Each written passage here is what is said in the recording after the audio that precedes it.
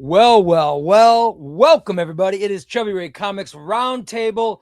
We are live on a Tuesday afternoon, as we are every week at this time. And I am having another conversation with another comic content creator. You've heard the people in the past. We've had Omar, we've had Omnidog, we've had Dom of X, Cosmic Collector, Cody, you name it. I've had him on. Today, I welcome to the show C&T, What? Comics and Tortillas.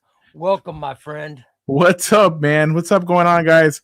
Thanks for the invite. Yeah, you have some pretty big names on your show, man. Well, I'm entertained by you, so I figured let's have Comics and Tortillas on. Oh, dude, I really appreciate it, man. I love the Omar bantering between you both on that live was awesome, dude. Yeah, I thought Omar was. I thought he's. I loved it because I like him personally so much, and I was really glad that came across. Yeah, you know what I mean. I like the fact that we're friends, and but yet I do respect the hell out of him. You know what I mean? And I like the fact that all came across. So, but I consider you a friend. Yeah, dude. So I'm hoping that's going to come across too. You know what I mean? It does, now man. You're the newest of all the comic content creators I've talked to. I think you're the newest for doing this, right? Because you haven't been doing this that long, right? Well, actually, I'm probably the newest, but I've been doing it for a while. Different stuff. I had a podcast for a long time, like in 2015. Got a lot of traction, but we kind of just broke apart, me and my buddy. And we used to get into cons for free because of the press passes and all that stuff. So, but video, it's kind of new for me. You've been talking about comics though since 2015. Yes, I've been talking about we've been talking about comic books. Well, how did you? Let's get to Comics and Tortillas origin story. How did you first get into comics? You know, man, I remember I must have been like 8 years old. I don't know how I got in this line. Okay, it's a comic store in where I live in Orange. I have no idea how I got there. Chubby fat kid in line, waiting. It was X-Men #1, the Jim Lee and this is the 90s. Okay, yeah. So I got in that line and I picked up a free comic book. They were giving them a free. Really? #1. Yeah, dude. I have no idea how I got there. My dad must have drove me, because how else would I ever got there? And that was that the first one you read? That is the first comic book I ever was looking at and reading. So that still holds. I think that still holds the record for the most bought comic of all time. Oh yeah, dude. And back then I really had a really bad reading problem.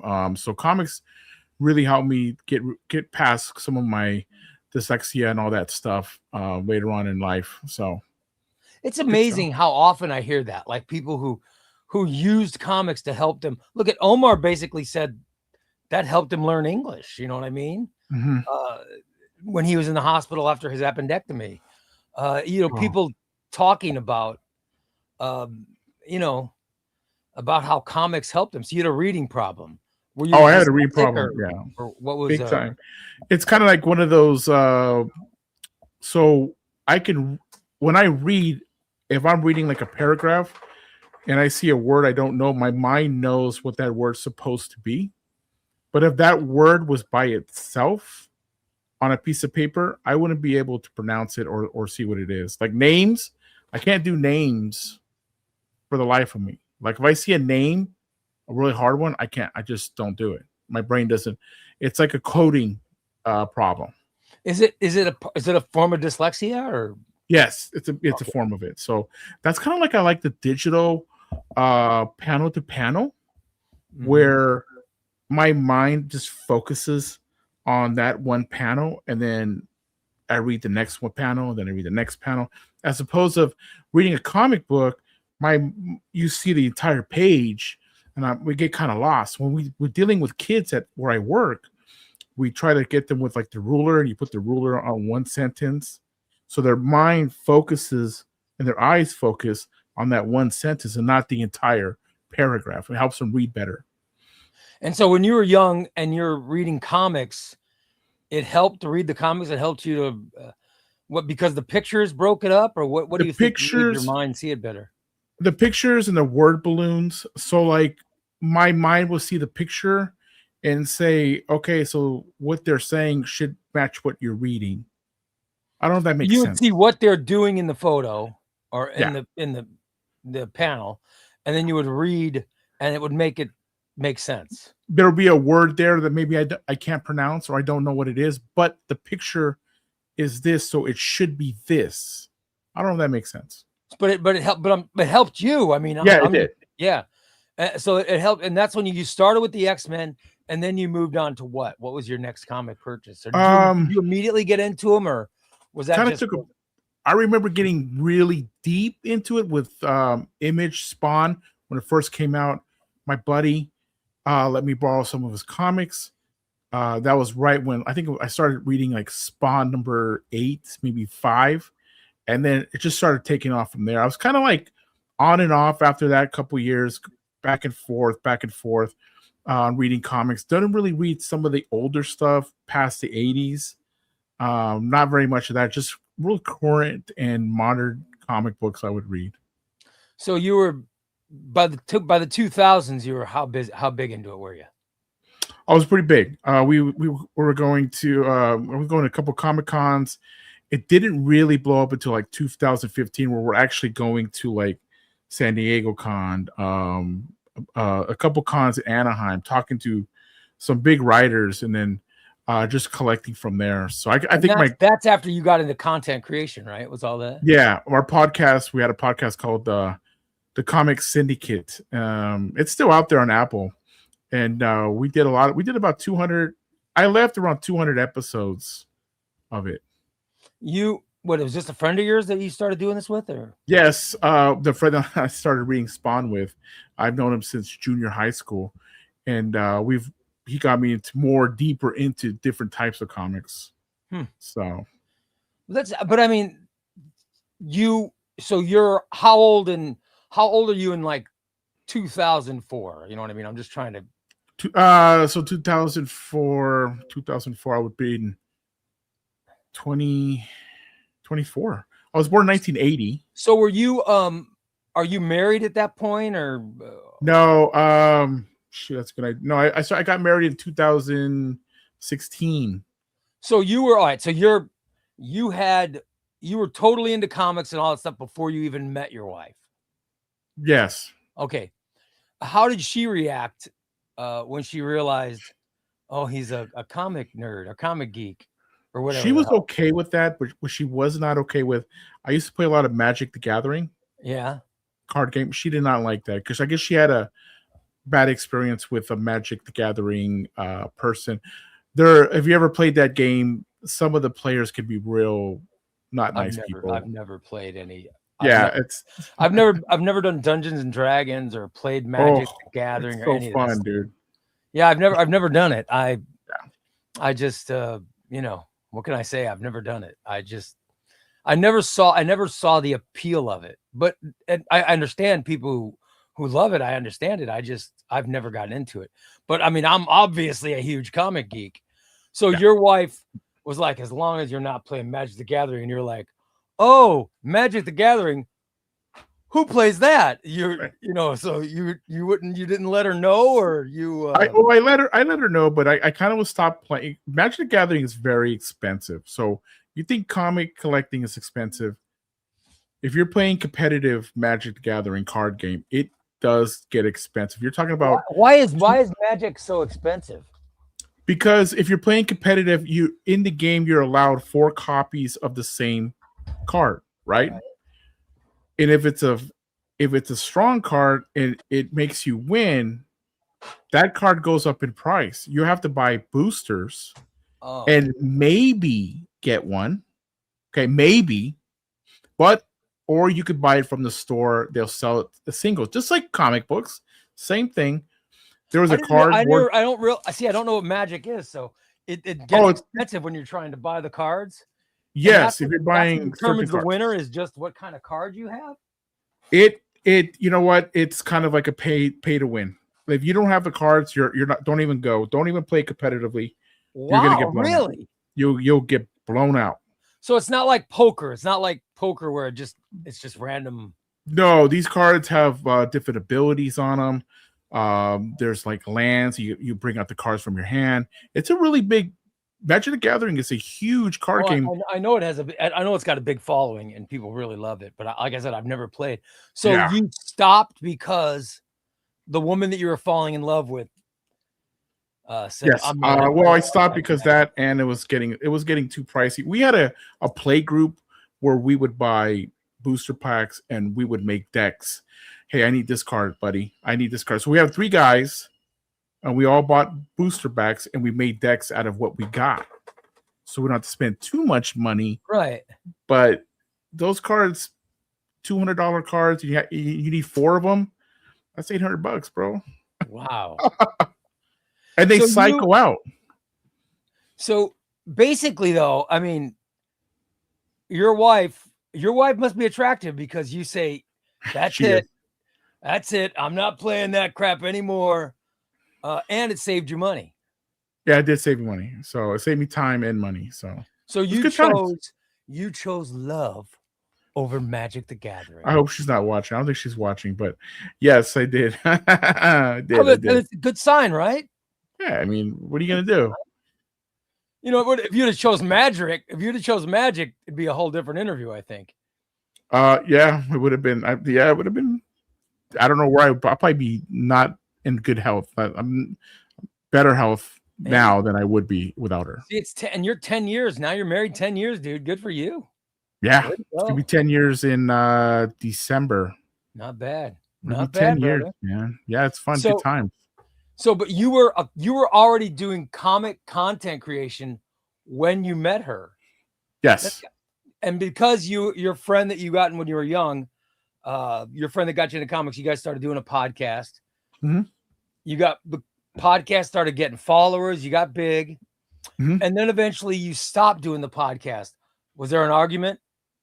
You know what? It was, I think I was just getting a little tired of it. I started going back to school and started taking more time. And my buddy, we're still friends and we still occasionally do an episode or whatever. But I got kind of tired of it after 3 or 4 years. So you, let's go to your background. Were you an athlete? I played football. I lifted a lot of weights in high school. Nothing crazy. What position did you play in football? I played tackle. Oh, good for you. Awesome. Mm-hmm. I was a defensive tackle and a tight end, but oh, look at this. I could never. I was terrible. I was terrible at blocking, though. I really, I could not block, and my coach would constantly yell at me for not being able to block. And when you're a tight end in high school, most of it is blocking. So yeah, I played a lot of defense, but other team would figure out, okay, they're bringing 89, and it means it's going to be a pass because they never put that kid into block. So yeah, so it got to that's funny, dude. Yeah. So you're an athlete, and then you went to college. Yeah, I did a couple of junior colleges. I did some college. And then I'm trying to figure out your timeline. You ended up going back to school later? Yes, to finish up some stuff that I needed to finish. And I went back around 2019, 2020, around there. And I kind of said, now you're in education. I'm wondering if you were always in that or if you got into that after you got your second degree or whatever. No, I started education in 2000, but kind of like daycares. Mm-hmm. I was a director at one. I was assistant to the principal. I did pretty much everything, and then I started working at a Catholic school with my wife, where she worked for the past 10 years. I was working there. So I know you work with children. So I'm just trying to figure out the. So you advanced your education for your job in education. Yeah, I was like a PE teacher for a while. All right, so then you ended up getting more education to get a new job, or I'm just trying to get more money and stuff. Okay, that makes sense. Make more money. All right, But at the same time, you're still getting singles, or when I did was you? a single guy, man. I used to get a lot of singles. I just don't have room, man. I don't So have that's room when you for started those. getting the collected editions after when the singles are taking up too much room, and you're like, well, let me get the. I mean, I've had like random stuff, like which I'm trying to get rid of, but like watching your show and watching all the Omnis and just reading the entire story in one shot it's like it looks good on the shelf. It's cheaper and doesn't take so much room. So what am I doing here? You know what I mean? Right. How many rooms in your house is your comic collection? It's dude, You our have room. just We have a one small room? house, so we're like part of half of a house. So we only have 2 rooms and a bathroom, so it is tight, my friend. So it's very tight where you can keep your comics. Yeah, like on my shelf here, I have like this giant shelf right here. Right. It's filled with novels and a lot of Omnis. Well, that's good. I mean, it's good that you've got it. I mean, I wish for your sake you had a room like this. You know, Yeah, where you can that's the really dream. display your stuff. Southern California is expensive, my friend. I've heard. I'm an Illinois boy, so I live in the capital. So there's a little more. I think we've got a little more room for a little better price. I believe. Man, look behind you, man. That's beautiful. You you started as an X-Men guy. Has Yes. X-Men remained your favorite, or what is your favorite? What's your top 3 favorite Marvel characters? Spider-Man, X-Men. Well, right now? Yeah, just of all time. My God. Okay, so X-Men all of time. And then I would have to say, obviously Batman. You said Marvel. Marvel, yeah. Marvel. Okay, so we got Spider-Man, X-Men. I like the Avengers. I have some Avengers stuff. I like Avengers stuff. All right. DC, top 3 DC characters. Well, Batman, Uh-huh. Superman. Mm-hmm. I like Nightwing, but my current Nightwing I'm not reading. I didn't like Tom Taylor's Nightwing. I know that's a hot take, my protein drink. Oh my God, I'm so shocked that someone they didn't like Tom Taylor's Nightwing. Oh my God. I liked his first volume, and then it starts getting stale. Like Really? I feel like Tom Taylor, I feel like he's a good 12 issue, 24 issue type of guy. But when it gets really long, I don't know, man. You can't introduce a bad guy in the very beginning of your run and then fight him at the very end of your run. Like at the end. We're talking about what's his name? Hart. Oh yeah. But the guy with the heart actually killed Nightwing's big villain. You know what I mean? Yeah. He took his heart. I think not spoilers, but yeah, he ended up killing the big villain, which was interesting. I love Tom Taylor's run, but that's just Tom Taylor's objective. I know not everyone agrees. I don't know. Every time I felt like every time Nightwing had a big problem, he just calls homies. Like he'll call, like the first one was the Titans. I think it was like for 100. Had a big problem, couldn't handle it. Titans came in. I want to apologize to Nightwing. Titans came in, helped him out. The second big thing he needed help with, I'm sorry, he had the Bite family. Sorry, Dick. I mean, Nightwing's good. I love his character. I apologize. I apologize for my guests. Oh my God. Nightwing. Okay, please. I knew that was going to be a hot take. Right, I was like, oh my God. So, but you said you like Nightwing though, just not current Nightwing. What about the Dan Waters Nightwing? I've read it. I like I think his direction's a little bit more action. I like it a little bit better. Oh, you're the first person I've ever heard say they didn't like Tom Taylor's Nightwing. Wow. I'll be damned. I'm going to listen to everything else you say I'm going to take it with a grain of salt, I think. What are you going to do? All right. Best, what's your favorite run of all time comic stories? If I said, what's your favorite comic story run? What would you say? Like I'm for not me, a huge. I would say I love the Legion of Superheroes, Paul Levitt's era, but New Avengers, Brian Michael Bendis era. You know what I mean? I'm just giving so good. an example of how I would answer. But let me know what are your favorite all time comic runs? I'm not a huge Fantastic Four guy, but I loved Hickman's run. Mm-hmm.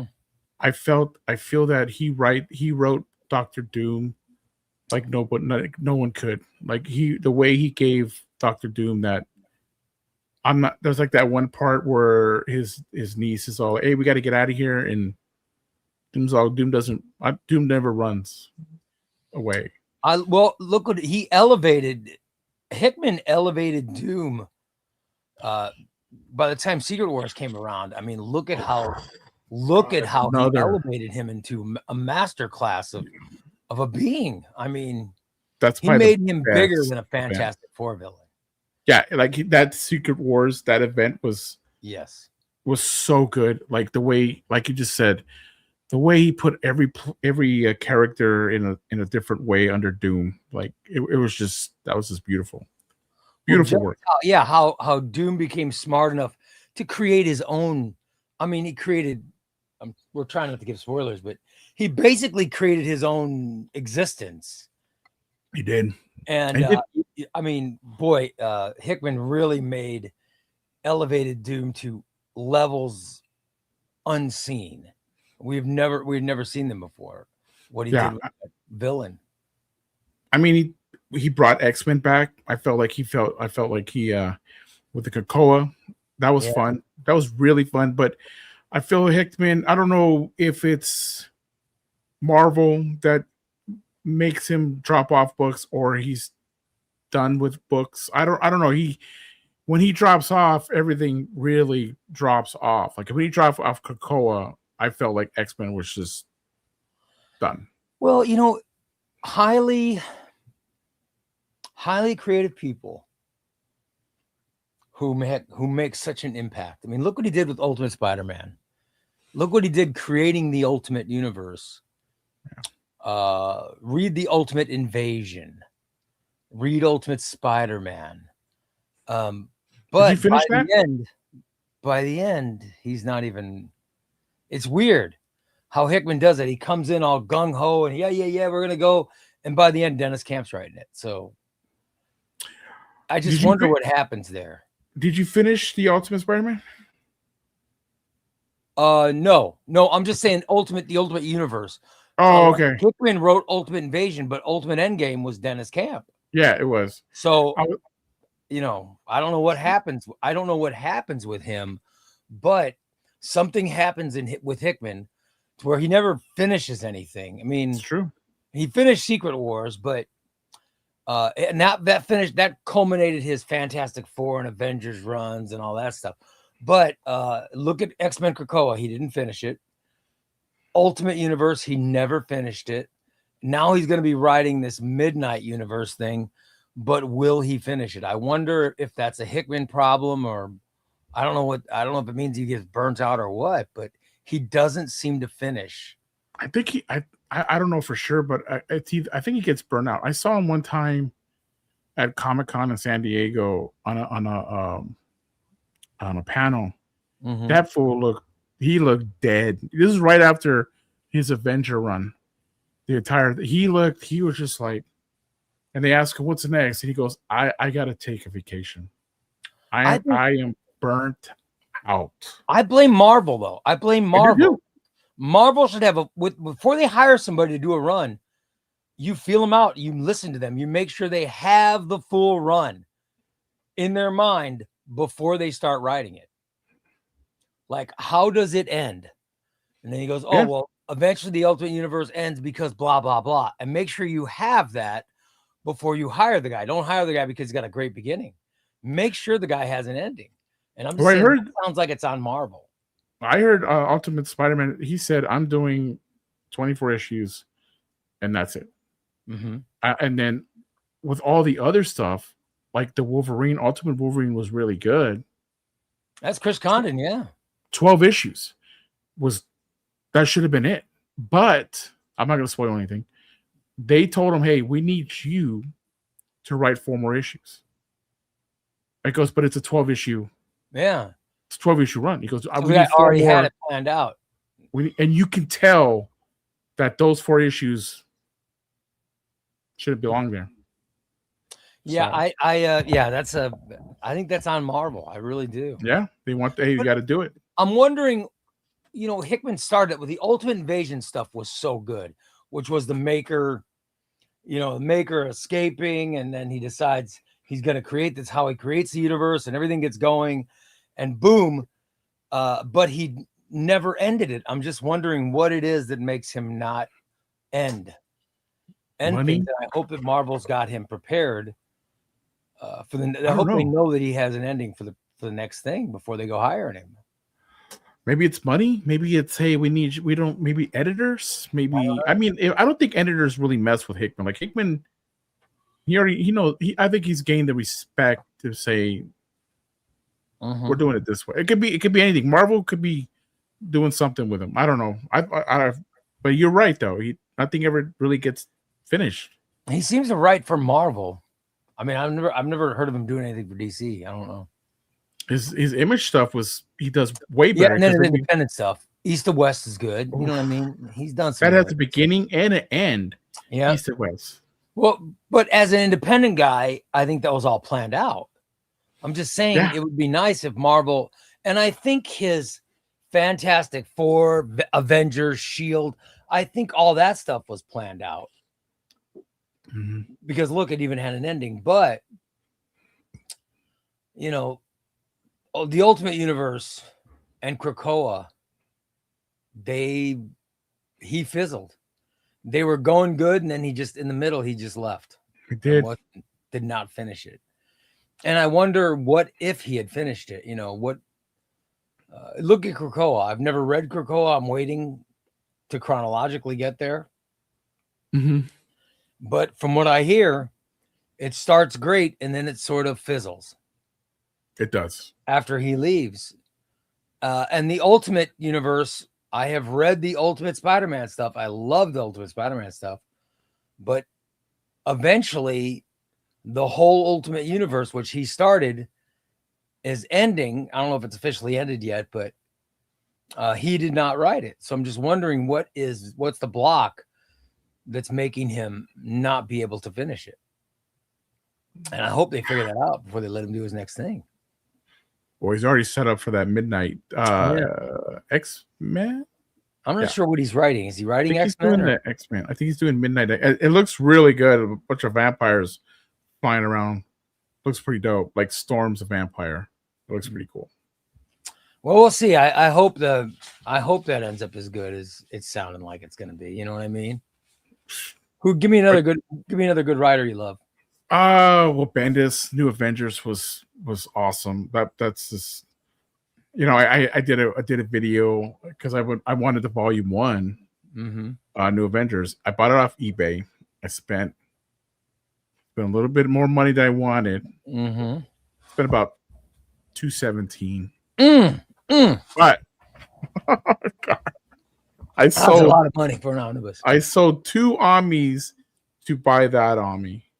So it came. I wish you guys see the video.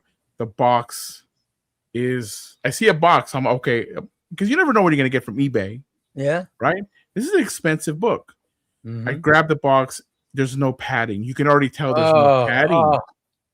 Right. Yeah. It's you could if you turn it this way, it's gonna flop. It flops this way. I'm like, oh my! I did an unboxing of it, and it is a disaster. The corners are all destroyed. The bottom part.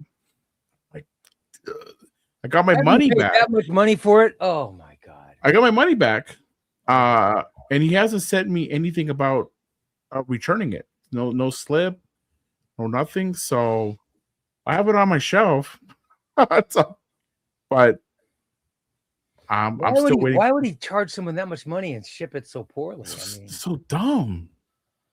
Maybe because when you ship media, sometimes I've heard that the post office will open it, to make sure it's media.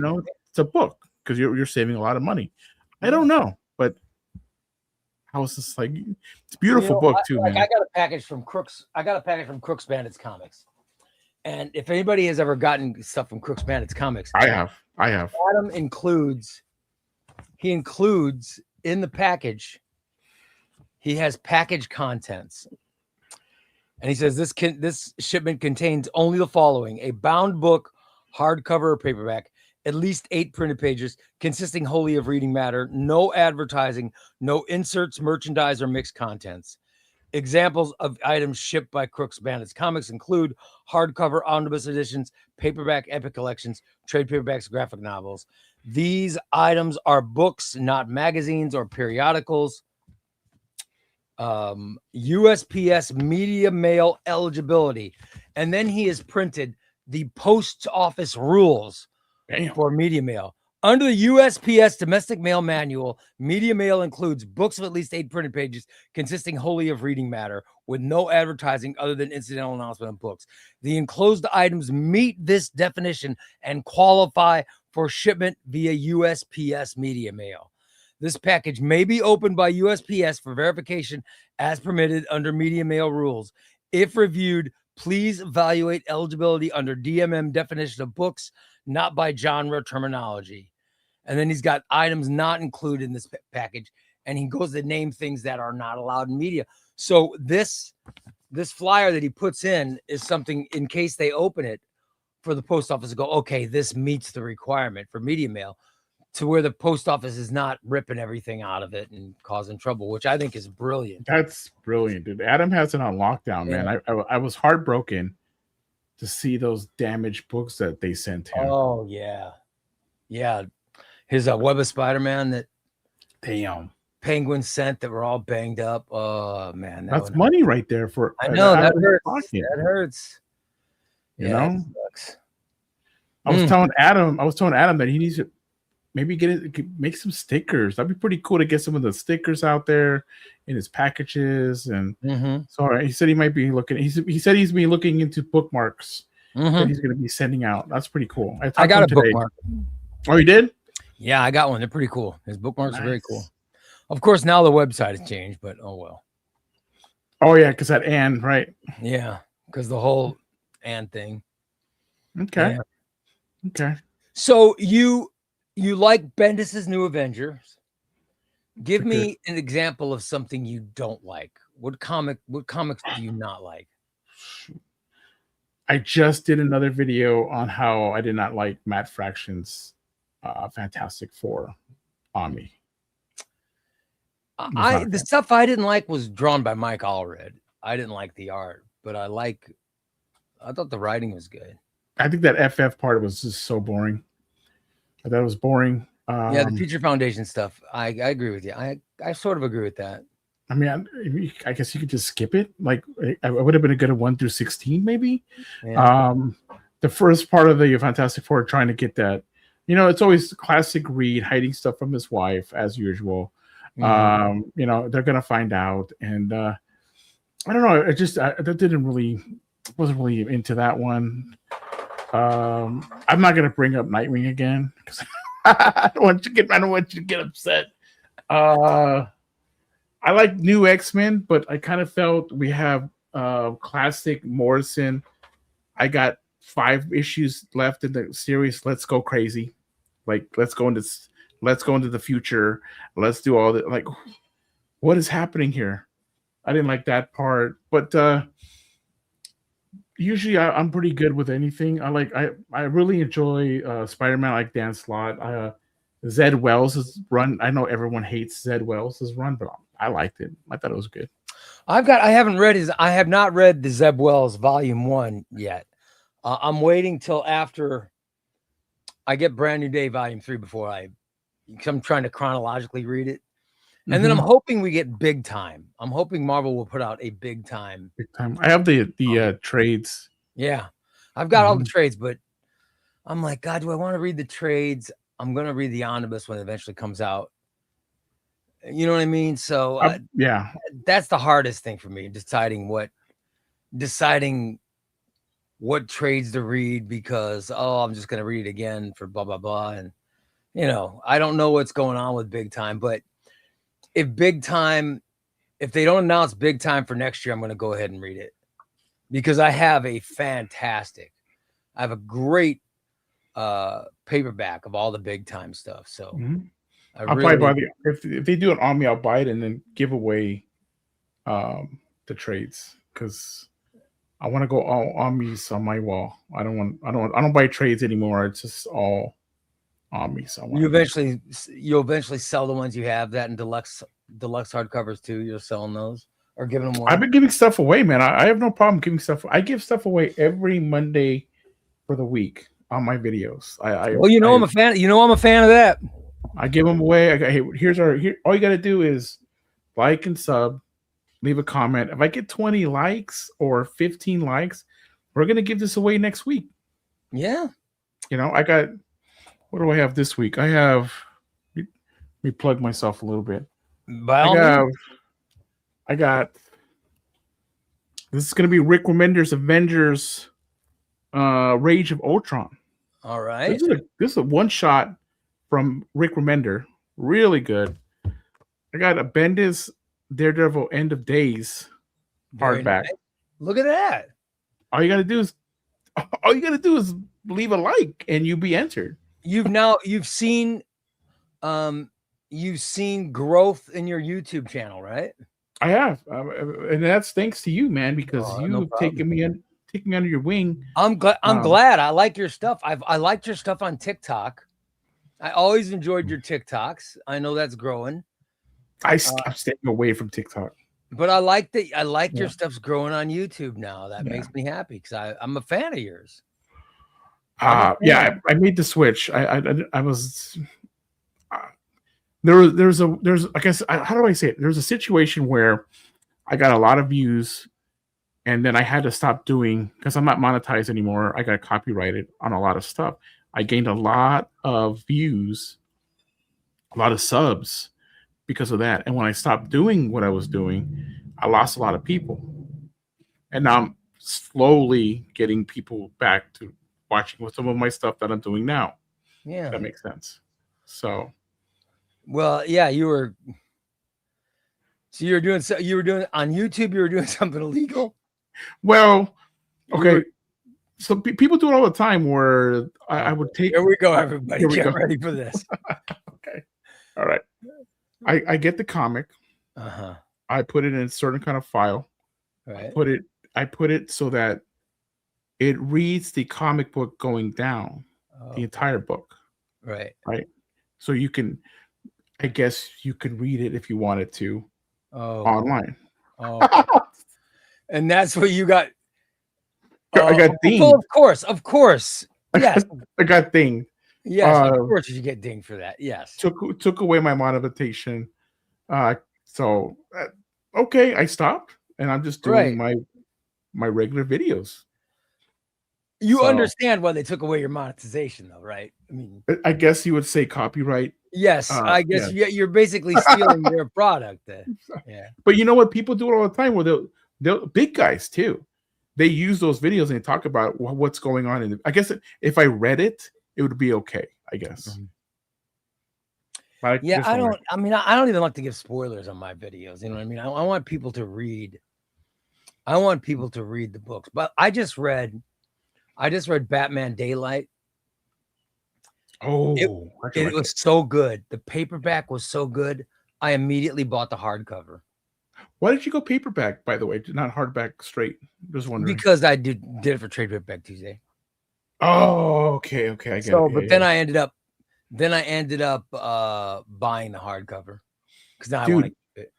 His Fractions Batman is fun. It is fantastic. No spoilers, but like I did a video on that. Just gadgets. I'm really, really a fan of Fractions Batman. And I should have seen the gadget part coming because he's my favorite run of Iron Man of all time is Matt Fraction. So it should not have surprised me that Batman gadgets are part of this. You know what I mean? I don't know why it surprised me, but he's great. It has been completely the problem with this paperback is it's too short. I wanted to keep 5 going. issues?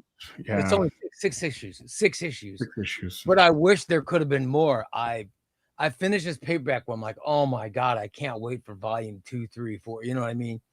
It was so entertaining, and I don't get singles, so but I am thinking of maybe DC Infinite or whatever. Oh yeah.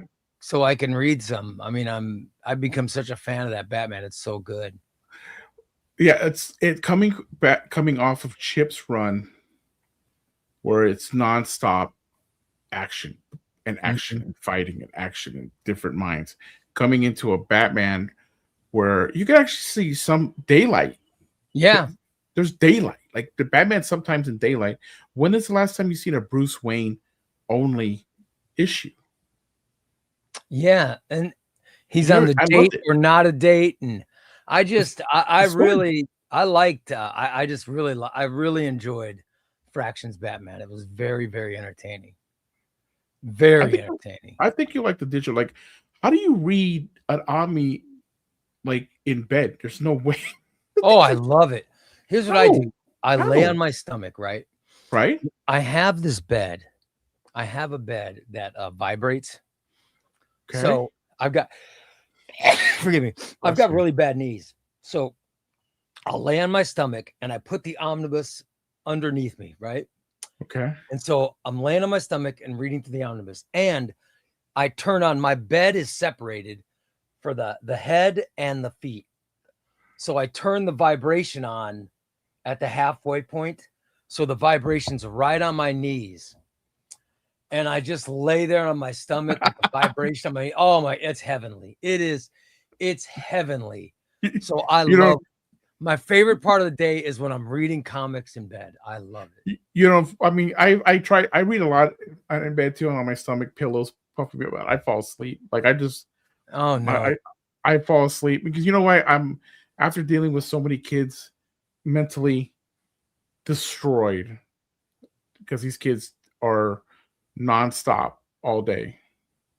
I have to force myself to stop reading because I'll read till 5 or 6 in the morning. So I have to stop because when I read, I'm so into what I'm reading. What's the most surprising book that you've ever read? Like, what book have you read? You go, oh my God, I can't believe this is so good. I wasn't expecting this. You know, I was reading the Thunderbolts, the new one, the Dark Reign one. There's so many.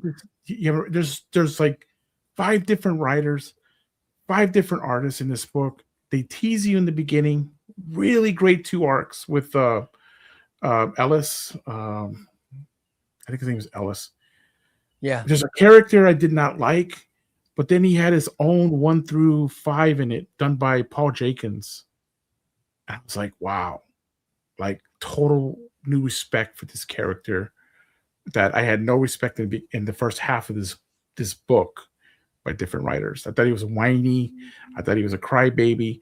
But reading this one little, just him, was really good. So that really surprised me a lot. I haven't read that yet. That's one of the books that I'm ready to read but have not gotten to yet. I just finished up 1 through 5 of Benjamin Percy's Punisher, Red Band. That was pretty fun. I love Benjamin Percy. I haven't read it yet, but a lot of like that Red Band is there for usually whatever. No, this Red Band is there for a reason. There's a lot of blood in it, huh? There's a lot of chopping in this book. I'll be damned. So, I haven't read it. I got to get that paperback. Yeah, it's really good. I think I might have gotten that. I can't remember if I got Punisher or not. I read the Tombstone. I have read in Spider-Man, kind of weak. In this one, no, this guy is bad guy. This guy does not mess around. And Tombstone's a good character in Spider-Man too. So, this way violenter. What I don't get is, it's Red Band. Why don't they put out the full bad words in the bubbles? Well, Red band basically means there's going to be blood. I mean, they still don't. They never waver on the language. Oh, okay, okay. But when you put the squiggle lines, you can figure out in your mind what they're saying. Sure, sure. And it's to the readers. I think it's better for books when they do that, because then it's the readers. However, whatever word the readers feel like putting in there, that's what they put in. I mean, it's a 17-year-old an up book, because they don't even do digital for these books. Red band. No digital code at the end of the single issue. You can't buy it on your Kindle. It's not on the app. It's not there. You have to buy it physically to read it. That's good.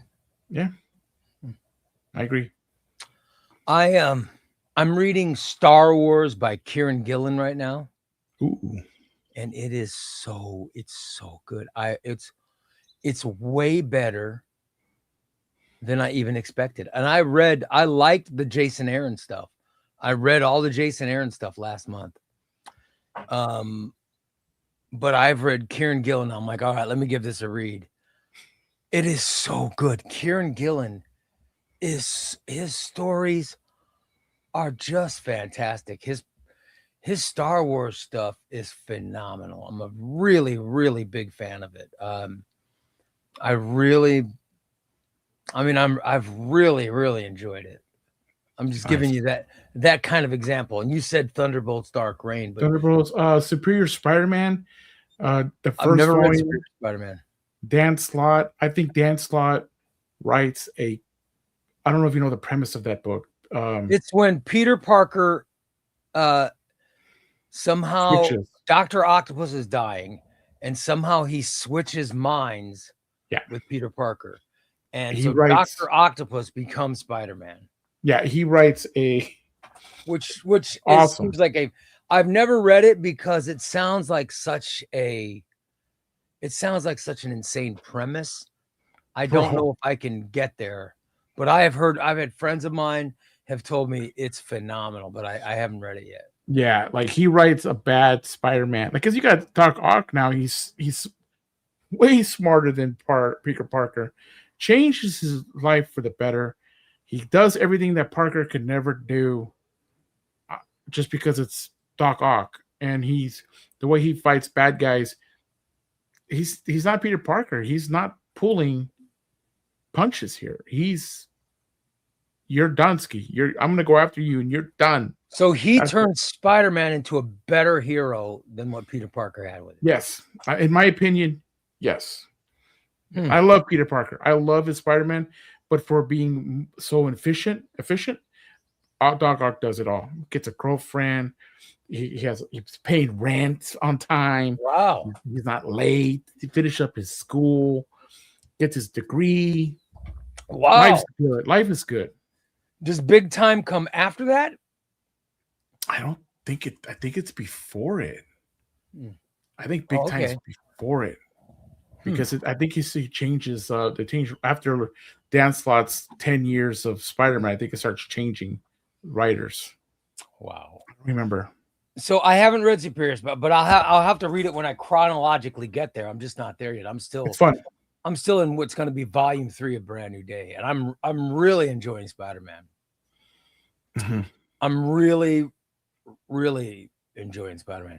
Does your wife read any comics? Is there anything that she likes? I try to get her to read stuff. She'll do nothing with superheroes, but she likes Image. She likes those type of books.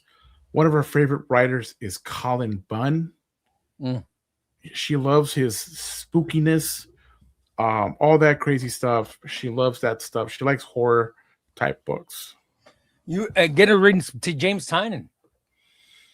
I bought her the my wife reads Exquisite Corpses. Oh, it's so good. The ending was so good. Like, my wife loves Exquisite Corpses. It's good. She's read both those paperbacks twice. Is such a big fan of James Tynion. Oh my god! Wait until you get to the end, bro. Because all the time, my wife goes, if you want to interview people, I go, I am going to interview people. She goes, who you need to interview? I go, who? She goes, James Tynion. Bro, She even pronounces his name. She even pronounces his name correctly. I missay it all the time. I think you have the subs, Mr. 5K, to get him on your show. I know. I'm nervous. So I'm nervous to do so. I think you get him. I know. It would be. I've interviewed lots of famous people, but I think I would be nervous to interview James Tynion because I'm such a fan. I mean, I've interviewed other famous people, but I wasn't such a big fan of theirs. I think I would have problems interviewing James Tynion or Jeff Johns or Joshua Williamson or any of these great writers because I have such admiration for them, and I don't know. I don't think I could ever interview Howard Stern or Steve Dahl or guys in that I was in radio, guys who I admired in radio. I don't think I could interview them either because my admiration for them is so great. But I'll tell you what, I was able to interview Omar. Dude, that was awesome. You know what I mean? And I have admiration for Omar in comics at the same level that I have admiration for a Howard Stern or a Steve Dahl, or guys that I had admiration for in radio. So I could do that. But so maybe that made me think perhaps I could interview a James Tynion or Johns or something. I know you can do it, man. Yeah, it would be hard. It'd be hard to separate, but I was able to do it with Omar, which was surprisingly but it's really easy to interview you because I consider us friends first. You know what I mean? Yeah, we're buddies. And it's funny how you said Joshua Williamson. I love Joshua Williamson. When he was barely coming up in 2015, we had our podcast and we did an interview. Now, podcasting back then was a little bit tougher, keeping the audio and stuff. It wasn't as easy as it now. And we did the interview, and we lost. We lost it. We lost it, dude. We lost the entire hour interview with him, and it was just like my buddy was so mad because I was the computer dude, and I was on the show, and I was making all the jokes. It was like, dude, this is a lot of work, man. And then I don't know what happened. It didn't record the mic. I don't know what happened. The mic might have been off, and it was just like, oh my god. So we've interviewed people like that. I've interviewed Tom King, Scott Snyder. We've interviewed him back then, not now, but back then when we had some clout, when we had some pull back then. So your podcast went that big in the 2010s. 2015s, yeah. It was pretty. We had like about 80,000 downloads. That's pretty good, man. That's pretty good. But yet for some reason you decided to leave that podcast. It was getting a little stale. It was half current events, making jokes about different articles that my buddy would bring up, and then we would do the second half comic books. So it's kind of we got a audience from both that are non-comic people and people that are comics. You know what I mean? We double dipped. But you really enjoyed it. It was fun. It was really fun, but maybe we'll go back to it. But there's just so many different podcasts now. Back then, there wasn't really a lot of comic ones. You know, you got the big ones, the big famous ones that are still doing it now. You know, I'll be damned. To where you just, but you went to the point where you just bailed. You're like, I don't know what I'm going to do this. My buddy's still mad at me about that. He's all like, it's like the breakup of the year. Like we got a divorce, and he still brings it up. 80,000 downloads. Why would you leave the show? It just makes no sense. It's sometimes you just get together. I don't know. I got tired. I don't know, man.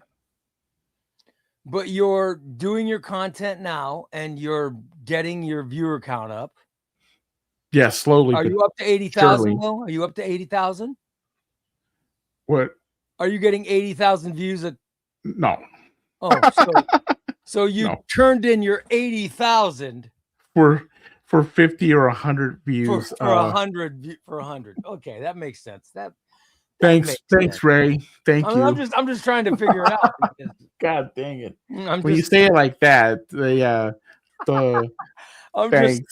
I'm just trying to figure it out. That's all. Oh my goodness! I'm giving books away, and I can't get people to to like. It's like, God, dude, you guys don't like free shit. Like, what's going on here, man? Yeah. Like, but at least people are coming over and they're watching your stuff now. You know what I mean? Yeah, I got my boys. You know, Wesley, Patrick, my boys. I guess Tuesday we're neighbors. Yeah, Tuesday says he lives in the same town that you live in. Yeah, because I do some lives going to work on I have my phone on, and they can see when I'm driving to work. And he's all like, "Oh shit, like that's the 55 freeway. I know where that is. I live over here by this so and so." And I'm like, "Oh shit, I live down the street from that. That is crazy." So you guys don't live that far from each other? No, we live maybe 5 minutes away. I don't know if I saw Tuesday in there earlier. Sorry, I didn't respond to your comment. I don't know if he's still in there, but we're like 5 minutes away. I'll be damned. It's crazy. We'll take some questions from the viewers here in a minute. Start sending your questions, guys. We'll answer some comic questions. I love when we do this. But I'm trying to get to Comics and Tortillas growth. I mean, how many we want to get to the next growth period for you, right? I want to hit 2K, but I need like 800 more. Well, you get there, buddy. 8 more subs. I'm gonna be giving. If I hit 2,000, I'm gonna give an Omni away. Like, I'll give that Avengers away. The one you just bought for 200. That's insane. I got my money back. I got my money back from it though. I'll be damned. Are you getting some subscribers? AC said he just subscribed. I love it. Thank you. I love it. No, but we're growing your channel, and I think it's great. I think it's great. People love content. I love that you threw my name out with Omar. That was like, oh shoot. Yeah. Oh well, shoot.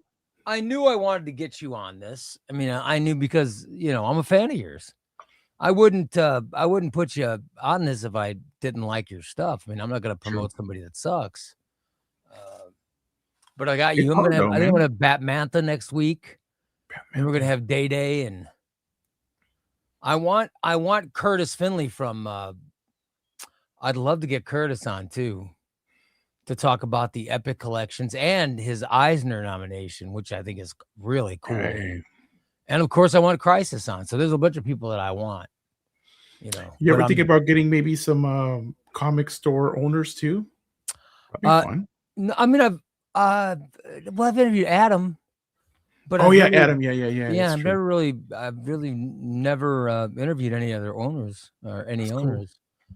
Cool. I started with comic content creators, and eventually we'll go to comic creators. I mean, I'd love to interview some writers and or artists and talk about comics in general. I mean, I would love to eventually transition into that. So, yeah, because Adam and like Phenomenal AC says, Adam's our comic store. Yeah, crookspen.com.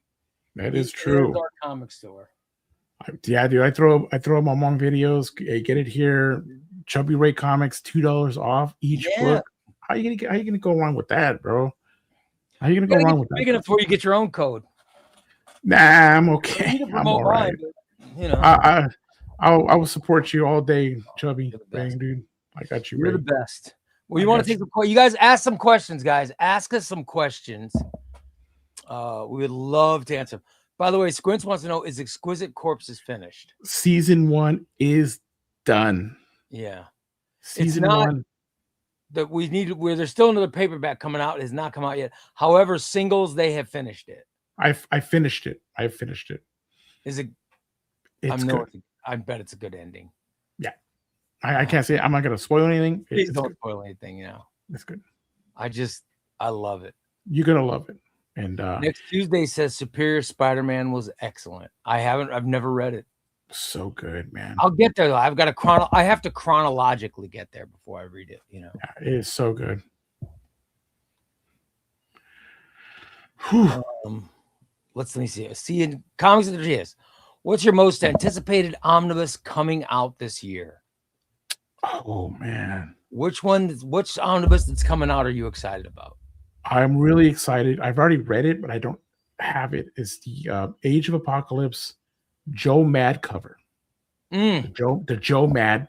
He was one of my favorite artists ever. Like that guy, I met him at San Diego Comic-Con. This is a funny story. I told my wife, "Hey, we need to find this guy. All right, he's somewhere over here somewhere." And we're walking, we're looking, and she's like, "Hey, Adam, isn't it?" I go, "Don't bother. I'm looking for Joe Mad here." Look at Joe Mad is like standing right next to my wife. He had the smallest booth, and there was like only 2 people there. Oh, I'm like, what is going on here? Joe Mad, he goes, I'm not doing any art. I have a bunch of stuff. Take a picture, sign some stuff, but I'm not drawing. I'm not drawing right now. This is when he left comics to do his own video game stuff, and it was like the best thing. I have a picture of him too, with him, me and him. It's the best. That was the best time. That was one artist I wanted to see, hands down. It was awesome, and I got to talk to him because nobody was there. There was no line. how funny! And was he a nice guy? Did you like him? He's a nice guy. Nice guy. Awesome. He's another Hickman where he'll draw and then just leave. He'll get burnt out and just leave. He did his Battle Chasers, left in mid-series. He never finished his series. Wow. He never finished it. He went on to more money doing video games. You have a type. I'll tell you that. Squid says, Comics and Tortillas, what's your favorite comics? Your favorite comics? I got Absolute Batman. I'm loving. Yeah, Absolute Batman. I'm loving Absolute Wonder Woman. I'm going to say my absolute levels. The top 3 obviously is going to be Batman, Wonder Woman, and Superman right now. Okay. I'm not reading any other stuff. I didn't like Green Arrow. You didn't like Absolute Green Arrow? I like the action scenes, but I kind of felt it was boring in the middle. Should have been Absolute Black Canary. That's what I think it should have been, but the title, but whatever. The whole story's about her. It's like, what's happening here?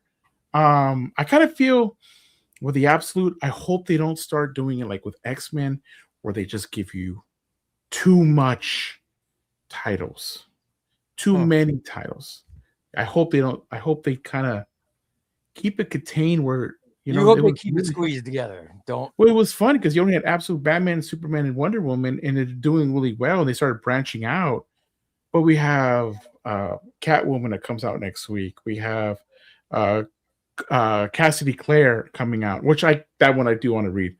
They have all these coming out. It's like I hope it just doesn't get, diluted. I don't know. That's my take. So you don't like Absolute Flash? It was good. I stopped midway. I'm gonna have to go when it's done. I'll read the whole thing. I read the first 2 arcs. It was okay. I didn't like Manhunter. I didn't like it. I've heard that. I haven't read it. I've heard from a bunch of people they didn't like it. I got dizzy reading it.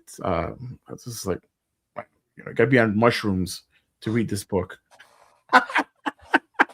What was the other one? Green Lantern. Dude, I am not a Green Lantern fan, bro. Yeah. I can't read a Green Lantern book if my life depended on it. You don't like any Green Lantern, or? Oh man, not even Hal Jordan in the Jeremy Adams book. I've only read them when they're on a team, pretty much like a Justice League team, the cartoons. I've tried reading it, and it's just, I don't know, man. It's just the science fiction stuff doesn't. I mean, but I like Galaxy. I like Guardians of the Galaxy, though. I don't know. It's kind of. I just can't get in it. Wow. It's not my cup of tea. Have you read Aquaman? Have you read Jeremy Adams' Aquaman? I've read Jeff Johns' Aquaman, which was awesome. Jeremy Adams' Aquaman is really good. Really good. It is exceptionally good. Is this before 252? Dark Tide is the new Jeremy Adams paperback. It's very good. Oh, the Black Label one. It's I think it's a Black Label. It's Adams and Tim's. It's the All In. Oh, okay. Yeah. I love Jeff Johns' Aquaman New 52. That was awesome. Oh, I'm saying Jeremy Adams has written the best Green Lantern since Jeff Johnson. I think he's definitely written the best Aquaman since Jeff Johnson. I'm going to check him out. I'm going to check it out. Fantastic. I like Animal Man. No one talks about. I like Jeff Lemire. Was it Jeff Lemire? No. Mm-hmm. Yeah, his New 52 Animal Man was good. Snyder's Swamp Thing was good. It was fun stuff. Good stuff. Comics, a lot of DC. I'm hearing a lot of DC. You don't like Joe Kelly Spider-Man? It started growing on me.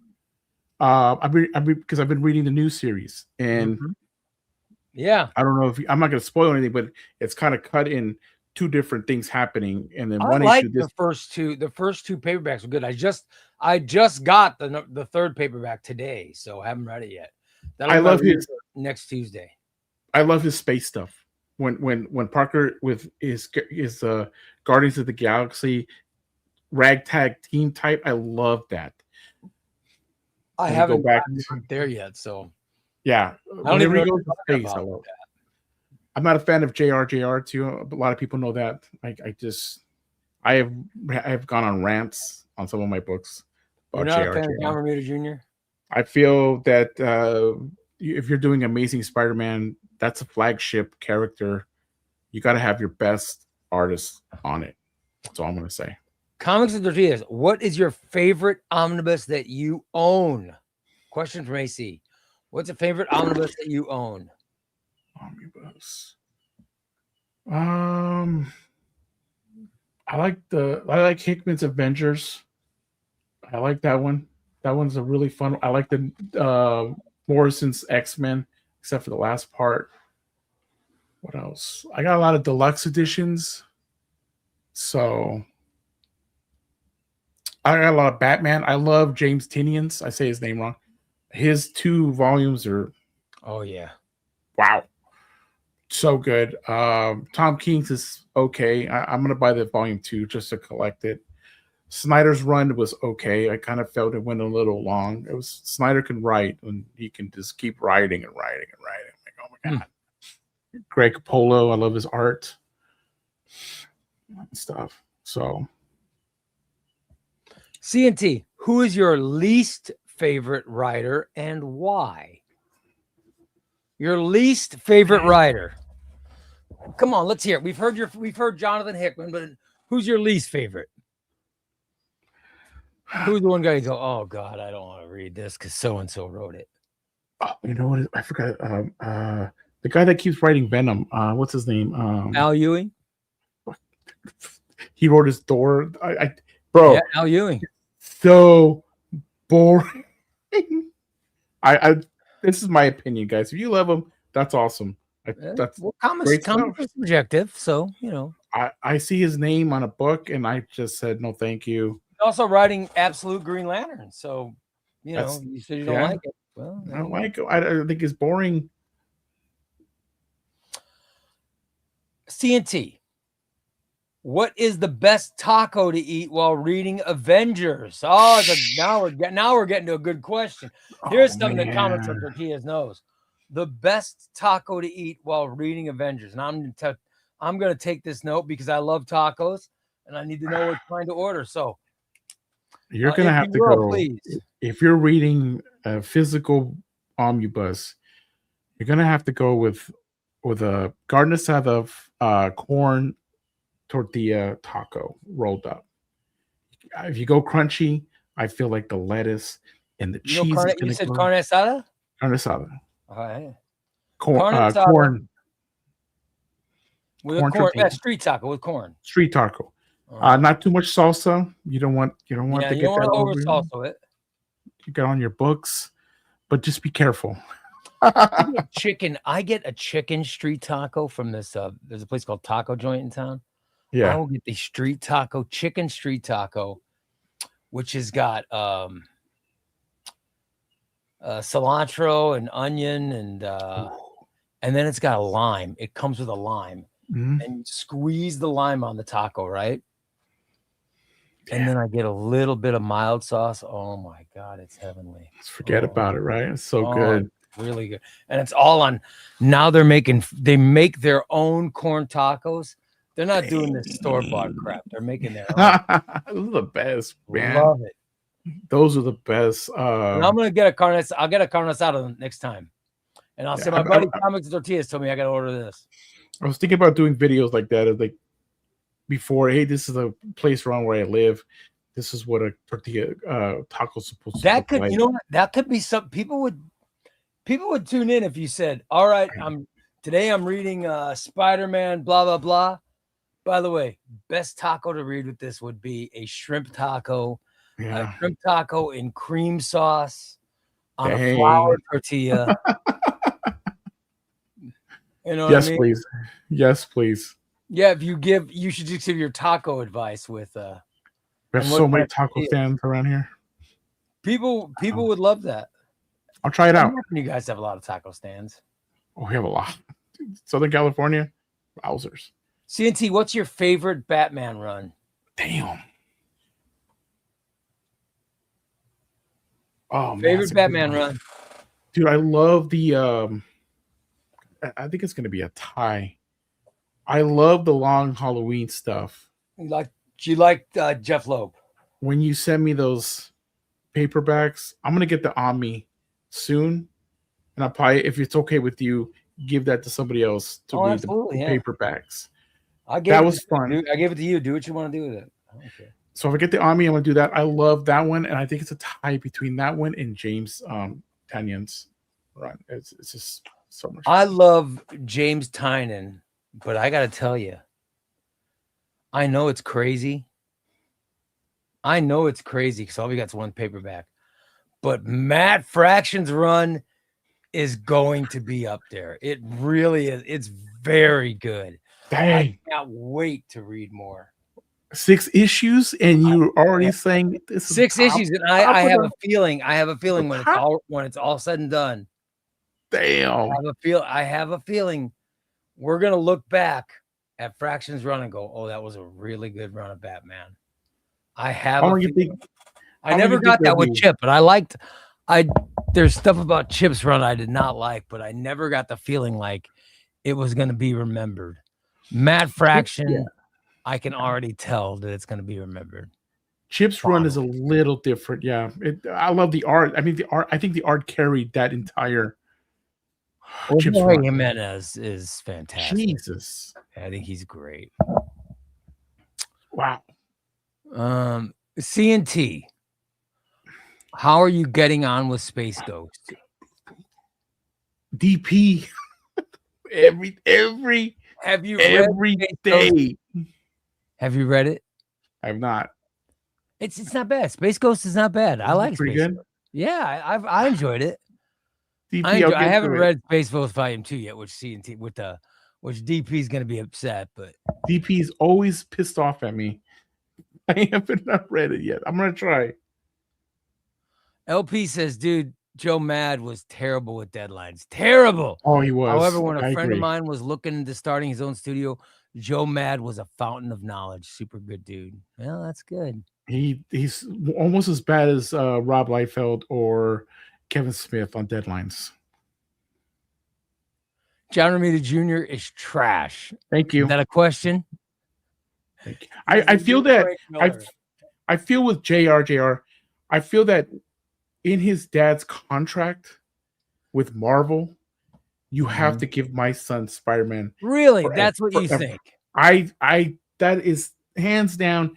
You have to give my son Amazing Spider-Man forever. I think John Romita Jr. is fast.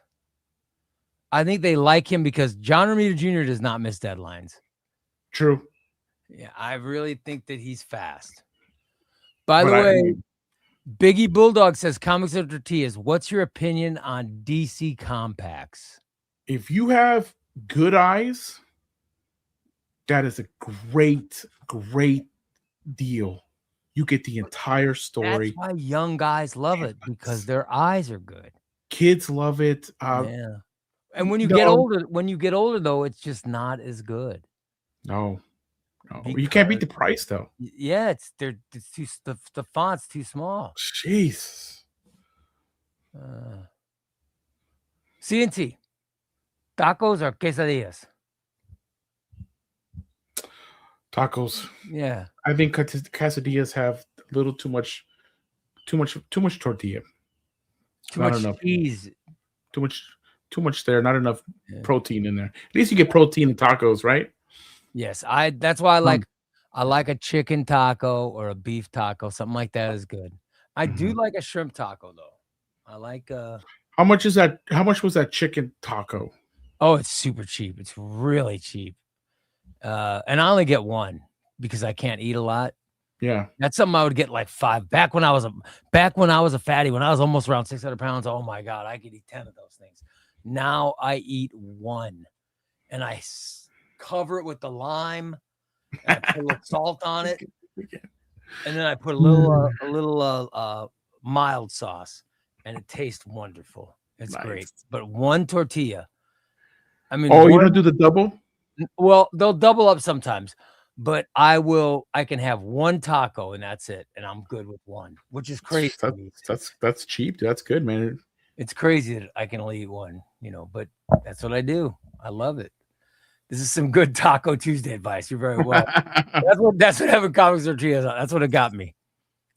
By the way, Gracie says I would definitely not eat tacos while reading. That is sound advice, Patrick.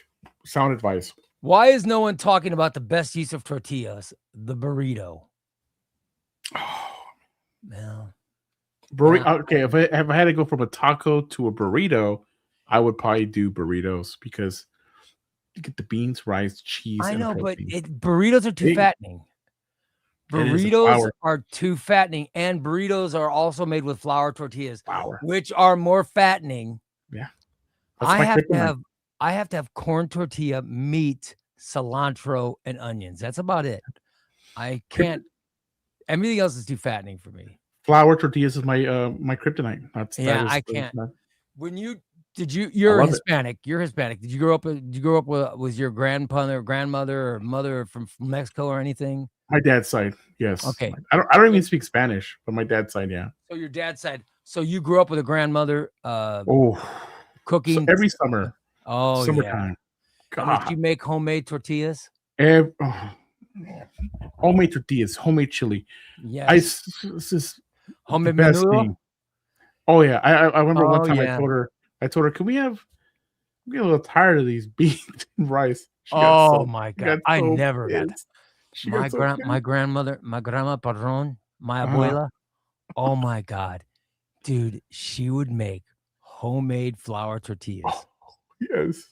And she would put out a thing of whipped salted butter. And you would take the tortilla. And by the way, she would take the tortilla and she'd put it right on the stove that had the flames coming out. She would put the tortillas right on this, and she'd turn the flame on, and then she'd flip them, and then she'd pull them off, and you take the tortilla. Yes, sir. And you take it and you slide it through the little tub of butter. Oh my God! That's how I got bad. You know how the butter back then they used to come in like in a bar. Yes. Oh yeah. Or you take the bar, and you just go like this. Yes. Yeah. It was weird. It was crazy, but that's what we grew up on. Oh my God. I love growing up Hispanic. We used to dip it in a little bit of salsa sometimes. Oh yes. It's game over, bro. It's game over. And you roll up just the butter and you roll it up. Oh my God. I would have to bend it so it goes up like this, because if you leave it flat, it starts. Yeah, all the butter drains out. Yeah. So I go like this, and then I used to date white girls, and they didn't know their ass from a tortilla. And eventually I moved to Texas, and I met my wife, my wife's also Hispanic. Mm-hmm. I'm Mexican and Scottish. Mm-hmm. Mexican and Scottish Dutch. My wife is Mexican and German. Yeah. Both our mothers are both our mother's parents are from Mexico. But that's how and our fathers are European. And I used to date beautiful Irish girls, but they didn't know their ass from a tortilla. When I met my wife, who's gorgeous, and the first time she went to the store, she says, "Oh, come by your house tonight." And she goes, "And I'll make dinner." I said, "You're gonna make dinner?" She goes, "Yeah." I said, "Okay." She comes over. She's How got old? tortillas. How old? She was 20. She was like 21 when I first met her. Okay.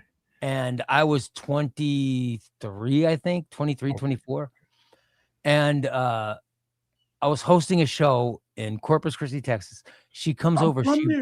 She buys tortillas. She brings them over.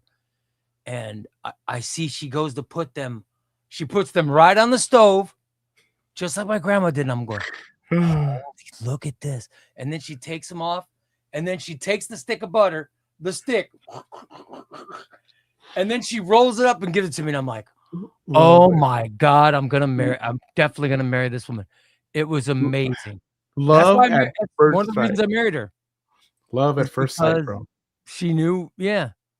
Dude, that's funny. My daughter, same thing. Flour tortilla, stick of butter, that's it. You know what I mean? Or opens up the tub of butter and takes it across. Either way. That's what you do it. It's funny that my dad's from Corpus. He grew up in Corpus. Oh, really? That's great. Yeah. And then my mom's mother, my grandma, is European. She had the accent and everything. But I guess my grandpa flew over there World War II and took her back to the United States. Wow. From World War II. So funny. But yeah, my dad grew up there. I still have family in Corpus. That's crazy. No, Corpus is beautiful. It's beautiful. We own a house. Well, we inherited a house. I think we're selling it. I think that's what's going on. My wife will tell me. But we own a house and it's beautiful. It's a beautiful big house. And I tell my wife all the time, "Are you sure you want to stay in Illinois?"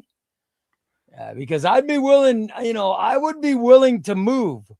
I can do my radio. I could do my internet shows from anywhere, but I think we're selling it. But I'll tell you, part of me would love to move back down there. You imagine having to move all your army? Yeah, I can't. Wow. That would be scary. That'd be very scary. But my point is I love Texas. I love Corpus Christi that much. I'm very happy where I am, but I could be talked into moving very easily, I think. Better weather? Oh yeah, warm year round. Yeah. It gets too cold in Illinois. Yeah. No thanks. No thanks. You got that good California. What's the coldest it gets in California? Coldest, like in winter, maybe 55. Yeah, that's like Corpus. 55. See, here it's 30 degrees below zero. Yeah, it gets hot though in August, September. Comics Totillas, choose between Batman Daylight or Batman The Neighborhood. Oh, The Neighborhood. The Neighborhood is. Which was that one? The Neighborhood is Mariko Tamaki's I love first run. It's her first arc in her omnibus, and I got to tell you, it's Dan Mora art. Mora. The art is beautiful. The story is so freaking good. I'm gonna have to go Daylight because I have not read The Neighborhood. You know what? It looks cool. I'm gonna go with The Neighborhood. The Neighborhood. Damn, that's because I know how Mariko Tamaki's run. I know what happens. I know how important The Neighborhood is. But I think Mariko Tamaki's detective run is one of the best Batman runs we've ever had. I think it's that good. And do they have an Omni of that already? Or Yes, Mariko Tamaki's Omnibus is fantastic. I want to pick that one up. And it's gorgeous. I'll show it to you. Hold on, let me grab it. Let me get it.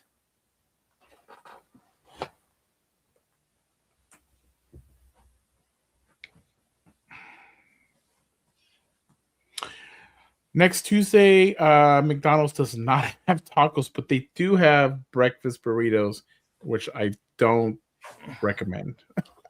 Don't recommend. Here's Mariko Tamaki's okay. And it is, I love this on. I think this is one of the best. This is one of the best omnibuses that are out there. Damn. Mariko Tamaki's Detective is amazing. I love this omnibus. Holy, pick it up. It's great. Pick it up. And I think you can get it for a good price. I think Adam just sold out of it, but they had it on Crooks Bandits for a good price. Okay. So I will pick The Neighborhood, although I loved Batman Daylight. Loved it. But I know how good Tomiko's run gets. Or Tamaki's run get. I know how good that run gets. And I don't know because I haven't read anything else from Fraction. So I imagine it's going to be as good, but haven't read Tynan's Batman yet, but Long Halloween is great. Oh, it was good. First time reading it. The first 10 of Fraction's run more than Snyder, King, Tynan, and Zdarsky's run. Yeah, Fraction is very, very good. I think he's very good. Even that's like Court of Owls stuff. You like your okay, so you enjoyed it more than Snyder's Court of Owls. That's like the first 10 is Court of Owls is introduced 5 or 6 issues in, I think, of Snyder's run. That's crazy. I mean, I love Fraction's run too. I've only read the first 6 issues, but I really enjoyed it. But I'm telling you, Mariko Tamaki's run is amazing. CNT, where are you going to read Spider-Man Brand New Day? When are you going to read Spider-Man Brand New Day? And how fast can you finish it? It's a big boy, dude. It's a big boy, man. That's like, I'm looking at it right now because we did a trade, Brand New Day. I traded him Black Cat Omni for it. That looks like over a 1,200 page book. I don't know, man. So I kind of like taking a little break, like that whole Punisher 1 through 5. I got through it. This is how long it took me. 3 days. 3 days. Get the hell out of here! It's great. It's great. That big ass book. I loved it. And Brand New Day Volume 2 took about the same. I loved Volume 2. It was so good. I love both those books. I can't wait. I'm going to read Volume 3 the second it comes out. I will read it immediately, and I'll finish it in 3 days. Crazy. You guys are machines. I'm telling you, I love it. John Romita Jr. may be an acquired taste. His style is unique, but some of us rather like it. Yeah, I think John Romita Jr., he definitely is an acquired taste, but I think the reason he gets so much work is he's fast. I think the publishers love him because there's no delays. You've never heard of John Romita Jr. missing a deadline. True. And I think that's, he has a style. Rob Liefeld has a style. Everybody has a different type of style. Frank Miller has a style. Well, Jorge Jimenez, I think one of the reasons that Jimenez is so popular is he's quick. His Batman stuff, he seems to turn it in on time. I hope they pay him good money. Oh, I'm sure he's making. I hope they do. Comics Totillas, please convince Ray to read Vader Down Epic Collection. DP, dude. I'll get there. Vader's pretty good. You'll fly through it. If you fly through, I'm just finishing Kieran Gillen's run. I'm trying to read everything in order. So if you finish that big ass book in 3 days, you'll finish that in like an hour, 2 hours. Yeah, but I haven't read it yet. Yeah, it's a fast read. Patrick says burrito. Thank you, Patrick. Burritos will send me to the toilet all day long. Patrick. Thank you, Patrick. Depends on where you go. Don't go back to that place. Next, he says, I think I'm gonna have a burrito right now. Well, hey, see, He lives right next door. So go to, where's a good place around here? Orange doesn't have really good. You got to go to Santa Ana. How far is Orange from LA? About an hour. We're kind of in the middle. San Diego, Los Angeles, and then Orange counties, right in the middle. Oh, so you're south. So Orange is south. It's all right. So we're in the middle. So but I mean, there's San Diego, LA.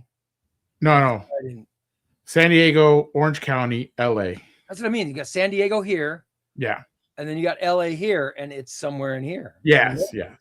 And then you got San Francisco. You got Sacramento and San Francisco. Way up there. Yeah. It's 2 hours to San Diego, hour to LA. Yeah. The traffic, forget about it. Yeah. Jesus. I hope Ray is getting a kickback from DoorDash because this conversation just cost me 25. No, I'm not. I'm getting no kickback. Oh, shoot. This food talk's making me hungry. Yeah, forgive us. Go Thunder. Go get some food. Well, you get me and Comics and Tortillas, and we both had Mexican grandmothers. Oh, come on. Of course, there's going to be talk about some. That's why I look like this. That's why I look like this. Dude, well, you didn't see me back in my fat days, but there was a time where eating 5 tortillas was nothing. Now I eat half a tortilla. Yeah. And look good, man. Thank God. It's still wonderful. I'm satisfied, after one. So, let's try to get some more of these questions. What's your favorite Superman comics?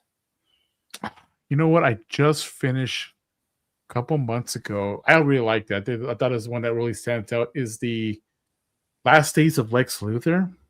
Oh, I've got it. I haven't read it yet. So good. I've got it. I've heard how great it is. If you love Lex Luthor and you love Superman, their friendship but not friendship, bad guy, but they're kind of friends. Yeah, they have an adversarial relationship, but their knowledge of each other. Well, something happens to Luthor, and he needs Superman to help for him, and they have to go through all these different places to figure out how to help Lex Luthor. And at the very end, holy moly, 3 issues. 3 issues. The Joshua Williamson run of Superman has been thumbs up. It has really, really been good. Oh my gosh, he's doing Prime right now. I've heard that. I haven't read any of it, but I've heard how great that is. So fun. That's one of my other ones. His Superman run. It's good. I can't wait for that big ass omnibus coming out for that a couple years from now. Oh gosh. Next to it says Taqueria de Anda. Is that one of your local? Oh yeah, I've been there, dude. Yes, Taqueria de Anda. Yes, I've been there. My maternal mother and my mom are also from Mexico. Absolutely, brother. Yeah, we see it, man. Yeah, nothing like a Mexican mom.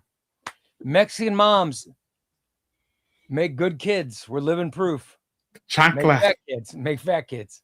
You got brothers, sisters? I have an older brother and a younger sister. Look at that. 3 of us. Love it. By the way, Federico says Legion superheroes also appear in the Last Days. I didn't know that. I haven't read it yet. I got to read it. They do. You'll like that part. It's just beautiful art. I think I forgot the artist. Oh my goodness. I got to read that. I have to read. I've never read it yet, so I will read Last Days of Lex. Fun one. It's a fun book. Based on your recommendation. It just took too long. The first issue came out, and then a year and a half later, literally, the next one came out. And see, this is why. That's one of the reasons. This is one of the reasons that I love collected editions. Because I never have to worry about that. You know what I mean? I never have to worry about when's the next issue coming out. And I love how they did it in the magazine size. I love that. That's pretty cool. I have it, but have not read it. I will get around to reading it. No, what are you reading now? What omnibus are you going through? I just finished that 1 through 5 of Punisher, which was fun. I got options here. I got some options. I might sign that brand new day maybe. That's a Dude, big boy though. you have to start. It's Brand New Day, Volume 1 is exceptional. It's very good.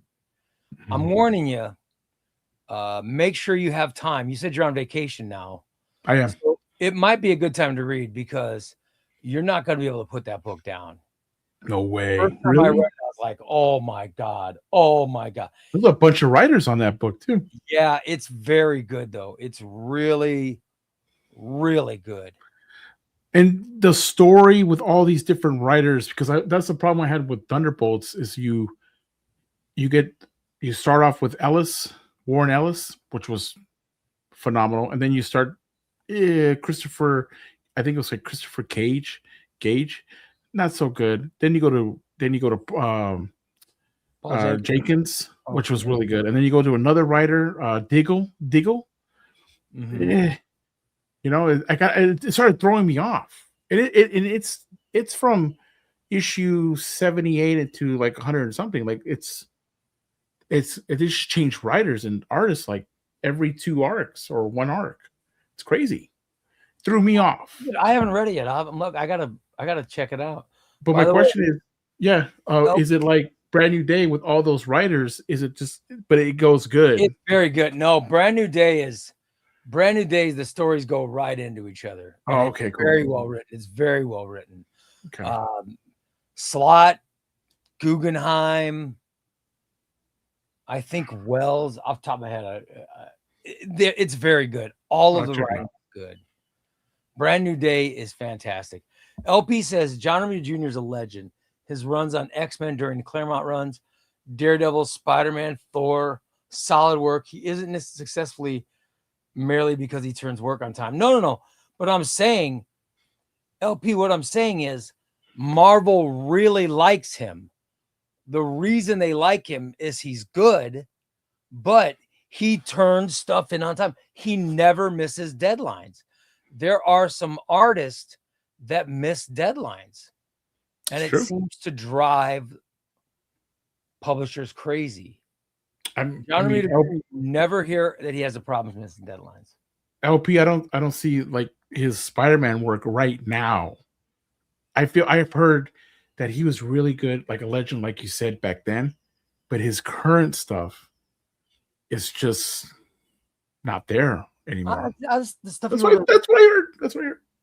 The stuff he wrote under JMS was good. I think it just depends on the writer. I think John Romita Jr. is the stuff he wrote, the stuff he drew under Ann Nesenti when she was writing Daredevil is amazing.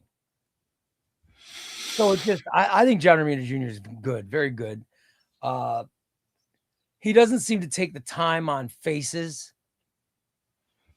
Tell me about it. He'll sort of through some faces, so maybe that's what bothers people. Square, yeah. Oh, that's funny. I was a bouncer in a few Mexican clubs. I'm basically family, right? Yeah, man. No, you're not, LP. You were a bouncer? Your family. You were a bouncer? That's awesome. Papa John says, my stepmom is Mexican. Thank you, Papa John, but I'm completely white. Thank you, Steph. Thank you. Like I said, I dated white girls, but when I went to marry, I married another Mexican girl, which I know is weird, but it wasn't an issue. But when I met her, it was the tortillas. Yeah, I'm telling you, it was the tortillas. Now my wife makes tamales. Oh no! Every year she makes tamales. Christmas? Yes. Yeah. She starts making them. My daughter's birthday is November. Yeah. My birthday is October. My birthday is October. My daughter's birthday is November, and my wife's birthday is December. Dang. And then we have Christmas. That masa. This is a big birthday for me this year. So. Oh, okay. I have a feeling she might make tamales prior to my birthday. So we might get tamales early this year. My dad's birthday's in October too. What October what? 17. Okay. I'm a 25th. 25th. Same day as I dated a girl that her birthday was the 25th. Well, look at that. Yeah. She's crazy. Frederico says, I read The Last Days of Lex Luthor digitally, but liked it so much I'll eventually buy it so properly falls in place next to my bunch of black labels. So good. I love it. AC says he's got to leave. He goes, great stream, guys. Wish you all the best and success in life, Comics and Tortillas. Hopefully I'll be done with these 1 a.m. 12-hour shifts soon. I hate streams. Oh, that sucks, brother. Jeez. By the way, Gracie Patrick's birthday also in October. Awesome. October Club, buddy. Yeah. Hello. Hey, Chewy Queso. Any more questions, guys? Any more questions? I love answering comic questions at the end of these roundtables. We got, what is this? My grandma made me spread the masa. Me too. I love when my wife makes tamales. I love it. Dang. And okay, what kind though? Like always want to know how to make them. Uh-huh. And I told my wife, I go, you should teach a class. Teach a class, charge them $25, come over and show them how to make them. Yeah. She's like, you like pork or you like cheese? Yeah. Which one do you like the best? Chicken? Oh, she makes my wife makes beef and pork. All right. So she'll make both the beef roast and a pork roast, and she'll shred it. She'll shred it and combine it. And then she puts in chili rellenos and I don't know. She makes this orange colored pepper sauce somehow and mixes it in with the meat to where it's like the meat, it becomes almost a bright orange. And then she spreads the masa and then she puts the meat. Oh my. Damn. See, I'm telling you. Do you get tamales for Christmas? Oh, yeah. I don't know who makes them in your family, but my wife makes the tortillas, and it's the highlight of every holiday. My daughter is not yet my daughter, but my wife did not learn until after she had. I mean, we're talking traditional. My grandmother showed my wife how to make them after she had my daughter. Then it was like, oh, mija, now you got the daughter. I teach you to make the tamale. Oh man, you know what I mean? It's like they're custom. The old Mexican customs all come through. Yeah. So that's when she learned to make them. So, has your wife passed down this tamale to your daughter? She's not passed down she hasn't passed it down to my daughter yet. I don't know. My daughter's got to wait till she gives birth or what. However, my white sister-in-law, who's very Irish, she's taught her how to make them. Okay. By the way, my mother has no idea how to make them. Yeah, my mom can't make them either. My mom cannot make tamales to save her life, but my wife, they're unbelievable. It is unbelievable. I'm very blessed. Sell them. I know. I wish we would make some money. Oh well. That's Comics and Tortillas needs to start a cooking show where he talks comics. Yes, we should do a show where you're cooking. Do you cook? I don't cook. That's why I got married. where you're cooking and talking about we should do that. We should do a show where we're cooking and talking comics. My wife could cook. She's a seasoned queen. She seasons everything. She can cook. I can't cook. I can't even heat up a hot dog. My wife is a fantastic cook. Yeah. I mean, she really. Another reason I got so big is she's a very, very good cook. And when she makes tamales, like I said, I got a big birthday this year. So I don't know what the plan is, but it would not shock me. It would not shock me if we don't see tamales early this year. I'm just saying. Love it. Actually, cooking classes are definitely a win. I got a pizza making class as a birthday gift. Yes, I'm a pizza snob. This is undoubtedly a genetic thing with my family. My pies are awesome. Look at that. Way to go, LP. Okay, LP. Okay, I see you. Take a flight out to Brooklyn or the Bronx. I'm not sure. He lives in one of the B boroughs. We need to fly out there and go eat some pizzas over at LP's house. New York style pizzas. Federico says, my wife buys the tamales already made. Oh, no. My wife, if my wife bought already made, you know what we call her? You know what you'd call her? Stop it. A divorcee is what you call her. Oh, my God. Yes. No. Oh, I'm very fortunate. Very fortunate. I love it. By the way, Xbox says he would watch a cooking show talking about comics. That would be cool. That'd be cool. That would be good stuff. I think if you took your comics and you took, here's the Mariko Tamaki's omnibus. It's such a great omnibus. It's got great stories. You got Dan Mora art. It's amazing. The story's sensational. Bruce Wayne going to jail is interesting. Deb Donovan's a great character. You're talking about the book. The Tower's a great story. You go through the whole thing, and then you say, by the way, the best taco to eat with this is a shrimp taco with both. And then you explain what kind of tacos it is. I think that could be a big hit. You know what I mean? I'll try it out. I'll try that out. If you give your comic and then you named a different type of taco, if you have the Mariko Tamaki omnibus from Batman and you eat a carne asada taco with corn tortilla, I think that's something people would love. I really do. I'll try it out. Maybe YouTube will be nice and shoot my video out, man. The algorithm. Dang. You know what I mean? Yeah, YouTube's brutal. Yeah, I'll try it out. I'll try that out. You sometimes hit that algorithm and it goes nuts.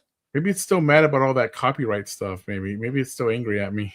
I know. I hope they don't take it out on me. That was years ago. I'm just having him as a guest. Yeah, I didn't do it. I didn't do it. No. Oh man, good stuff, man. No, I love. All right, biggest comic things you're looking forward to in 2026. I'm curious about all that midnight stuff coming out in August with Marvel. They're trying to copy Absolute. They're trying to match it. I'm hoping Marvel lets them. I heard they let them go loose on these. They got a Spider-Man, you got an X-Men one, and then a Fantastic Four one that are supposed to be their Absolute. What is going to make the Midnight Universe different from the Ultimate Universe? They would have to be shock value. They would have to really go at it aggressively. I'm interested in that Hickman's X-Men vampire type book. They gave a couple previews already of Storm biting Nightcrawler in the neck. Has anybody? What's going to make the Midnight Universe different from the 616 universe? That's. Oh, you know what I mean? Marvel needs to figure that out. Like, if you wonder why Absolute Batman has taken off while regular Batman continues to sell great, but yet there's a distinct difference between the Absolute universe and the real universe. I don't know if Marvel has figured that stuff out yet. No, I don't think they have. I think the Absolute works because you're getting teenagers reading it for the first time. They have never read, going into what's up with this Absolute Batman? They read it. Okay, check out Absolute Wonder Woman. Okay, I kind of want to read some of the other DC stuff. Okay, well, we have a Batman, a brand new title that just came out. We're on issue 10. Get right in it. It's different takes on the heroes. Mm-hmm. If the only difference in the 616 universe and Midnight is Midnight has vampires, or is that going to be enough? Will that be enough? I guess, I don't know, because it has Hickman name on it. Maybe, I don't know. Hickman, I don't even know. it's got to have something different than just a horror element to it. You know? Yeah, because it is a different universe, but I What's don't know up, what they need to do. brother? Omar would know. Omar would know. I wonder what the difference is, and is that enough? You know what I mean? Midnight. I don't think it's enough. I don't think so. Midnight Universe sounds like a Marvel Black Label title. That I don't know if it's enough. I mean, I think the absolute universe for DC is enough of a difference to where you can see people picking up and liking. Absolute Batman's the biggest selling title. Hands down. It hasn't hurt sales of actual Batman. Hasn't hurt it at all. In fact, they're both very popular. Why is that? Because the absolute Batman is just a different take on Batman. It's not like, oh, everybody's a zombie. Oh, it's the same, except everybody is this. That's my fear with the Midnight. The Midnight sounds like, oh, well, Midnight's got vampires in it, or Midnight's got a horror element. I don't know if that's enough. It probably isn't. I don't know. I think if you're going to have a Midnight Spider-Man, let's have it be different. Have it be different enough that, they did it with Ultimate Spider-Man, and they stopped at 24. They could have kept riding that train. They could have kept moving on that train and making more comics. But Hickman, I only want to do 24 issues. That's my contract. That's all I'm going to do. That's it. And that's all he wanted to do. He jumps around every 2 years to something different. You kind of respect that. He doesn't want to be like Dan Slott his whole life doing Spider-Man, Well, Scott Snyder's doing Batman. Seems to be doing well. Did you know the story that he didn't want to do Absolute Batman? He wanted, I forgot who he wanted to do it. I think it was Jason Aaron. And Jason Aaron was like, no, I got a really cool Superman. But you know who should do it? You should do it, Snyder. Yeah, I heard that everybody in that Absolute meeting, they all said you should do Batman. You do it. Yeah. Yeah. I'm glad he did. I don't know, man. You says, I believe it's not about selling. It's about letting creators have creative freedom. I'd rather it be about a niche venture into some random fun world rather than it be a new Ultimate Universe. Yeah, but I think you got to give creators freedom, but set your premise to succeed. The Absolute Universe is set to succeed. Scott Snyder, we're gonna let you do Batman. Just do a different take on Batman. Everything else, have fun with it. But know that people are coming over to read, and they're gonna want to see Oswald Cobblepot. They're gonna want to see Waylon Jones. They're gonna want to see Harvey Dent. So he took all that under consideration, and he created the Absolute Batman book, and I think it's been a huge success. Huge. But the difference is it's just different takes on the same character. Marvel's thing is, it's gonna be the same characters, but they're living in a vampire world. That's not interesting enough. It's just I think Marvel has a lot of things going against them. I feel that Marvel they don't do good with these new things. It usually phases out. They have that reputation, and people are not gonna like it. I think Aaron said it's like a $6 tag on the first issue. I'm telling you, it would be if you saw Spider-Man. If you saw Spider-Man in a different universe, but it's Peter, but he doesn't have the Parker luck. He doesn't have the "oh shucks, woe is me" Parker luck. I think people would give it a shot. Well, that's why I loved Ultimate Spider-Man. He had his life married together. With kids. You know what I mean? I love that issue. I collect all the singles. I love the first I've got the first 2 paperbacks of that. I've loved it. I've loved Ultimate Spider-Man. but I do know it's eventually going to end. And I guess it's not a good ending because the whole universe is going to die, I think. But I don't know, man. It's just I don't understand it. I don't understand why they. I just don't. I don't know what Marvel's thinking. I really don't. They're not thinking. That's the problem. And now you've got Midnight, and if the only difference is, well, it's the same, but it's in a horror element, and there's vampires, and dude, and there's no lights on. That's why it's midnight. That, you know what I mean? That's not interesting. That's not works. True. I'll read it though, but yeah, I'll give it a first issue. Well, see what's going on. Of course, I'll get it. I mean, what am I, a farmer? Of course, I'm going to get all the paperbacks, but I hope it's good. I do hope it's good. I'm looking forward to the Avengers. I'm looking forward to the Zdarsky and Keto of Avengers. That sounds good. That sounds fun.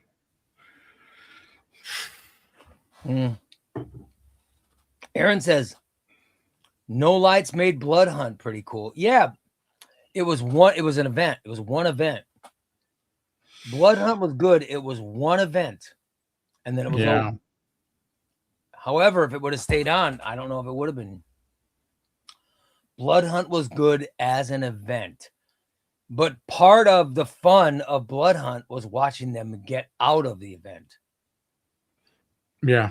I don't know if it's a sustained universe where they can't get out of it. I don't know how fun that's going to be. I mean, I'm a big fan of Marvel. I'm hoping things go right for them, but you know, funny. You know, I hope they figure it out, but I'm not sure. I ain't holding my breath on that. Vampires and no lights are going to make a big enough difference. Yeah, I'm not going to hold my breath on that one, Brad. I don't think so. What do you think has more iconic friendship, Chubby Ray and Comics Totillas, or Batman and Superman? Hey, we love tortillas. I think I think Batman and Superman have the best friendship of all time. Right? I think they're awesome. I think so. They're awesome. Name a friendship in Marvel. Name a friendship in Marvel that is as iconic as Batman and Superman. Iron Fist and Luke Cage. Oh, that's pretty good. That's a pretty good one. Daredevil and Spider-Man. Yeah, they're homies. Right? They are some homies. There's another one. Let me think of another one here. Captain America and Bucky. Oh, yeah, that's good. Yeah. But there really is there's no Superman, Batman. Iron Man and Captain America. No. They actually went to battle more than once. Mm-hmm. But I'm saying that level, I don't know. Marvel doesn't really have that level. You know what I mean? Yeah. CNT giveaway. Marvel, I give books away every week. You just got to go find the channel and you get into go like his channel. The whole thing is he's trying to get viewers over on his channel. I'm trying to get likes, guys, and brother.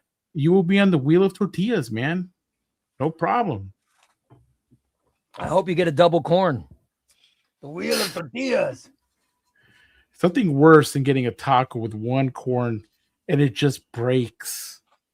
Or a salted flour tortilla with butter. Oh. Holy moly. Oh. Oh, mijo. Oh my God. Oh, mijo. Y abuela.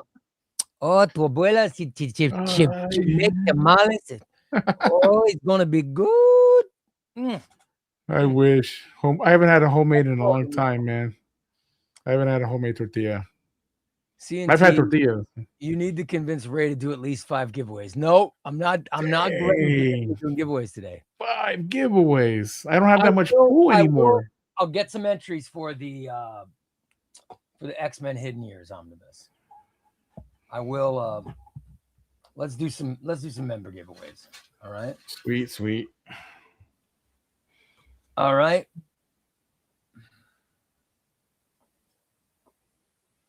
Oh, crap. All right. Drew 1. There's 2.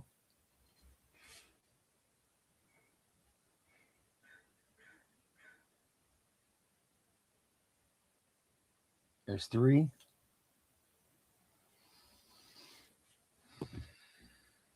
There's 4. And there's 5. All right, here we go. Here's the members who are in for the X-Men Hidden Years Omnibus. Rob Hopkins. Nice. Marvel Trucker Chris.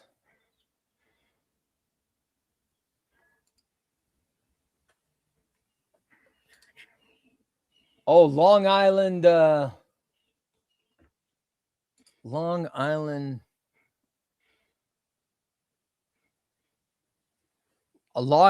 Bash, but I can't remember the rest of his username.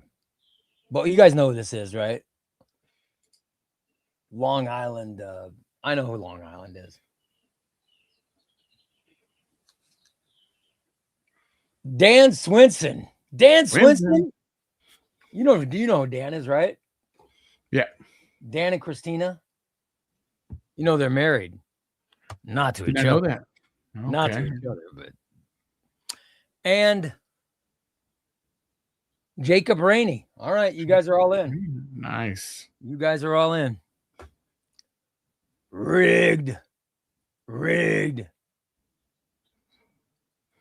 Is it really a Comics Tortillas appearance if Ray doesn't do more giveaways than he planned? Yeah, I'm on to Comics and Tortillas. Yeah, he's got my number. He knows. I'm on to him.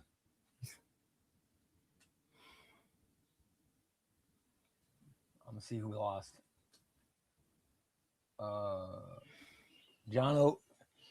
John Oakley, sorry. You and Abner. Neither one of you guys win shit. You guys don't win shit. Sorry, guys. What can I say? All right. I should do a rando, right? Tom, are you in there? I don't even know if Tom's in there. Well, I could have you do it. All right, Comics with Tortillas, I'm going to ask you to tell me when to quit scrolling, all right? I'll tell you when. Let me scroll all the way. Let me scroll it. All right. I've scrolled all the way to the top, and I will stop. I will count. I'm going to give it to you, and I want you to count above 25, under 100, and you tell me when to pick. You go, pick now, and then I will pick, and we'll see who gets. All right? This is for Rando. 3, 2, 1, start counting now. 1, 2. Count whatever 3. number you want, over 25 or under 100. 35. Well, you better start counting.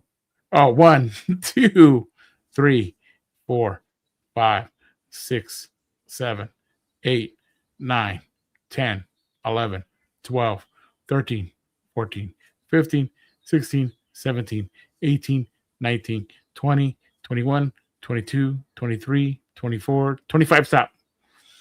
All right. Are you ready? Ooh, thunder. Thunder.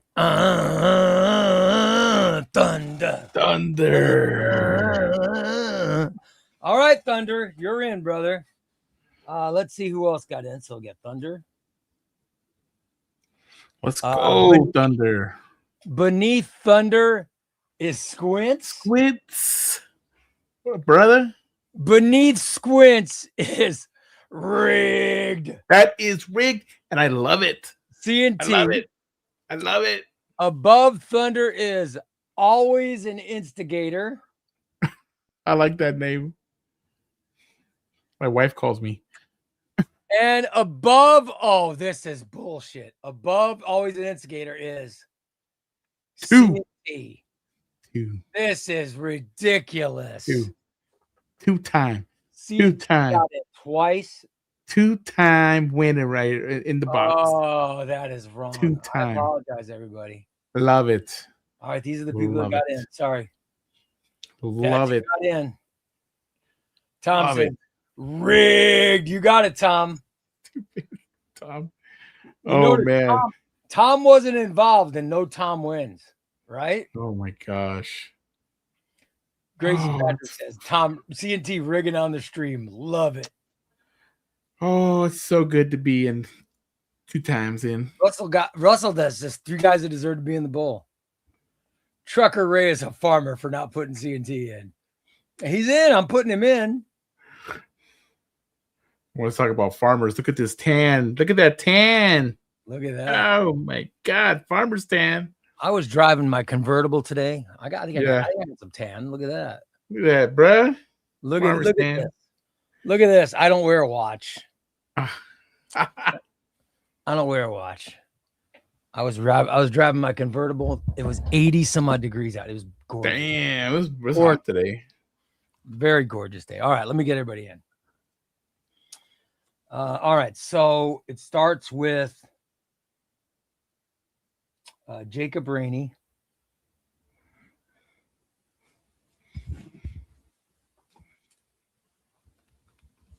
Dan Svensson. Long Island.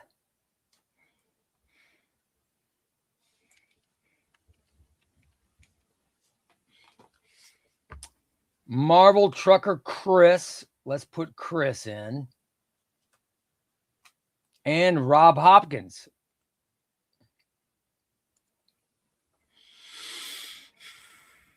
Plus Thunder. CNT. Old school Thunder. Squints.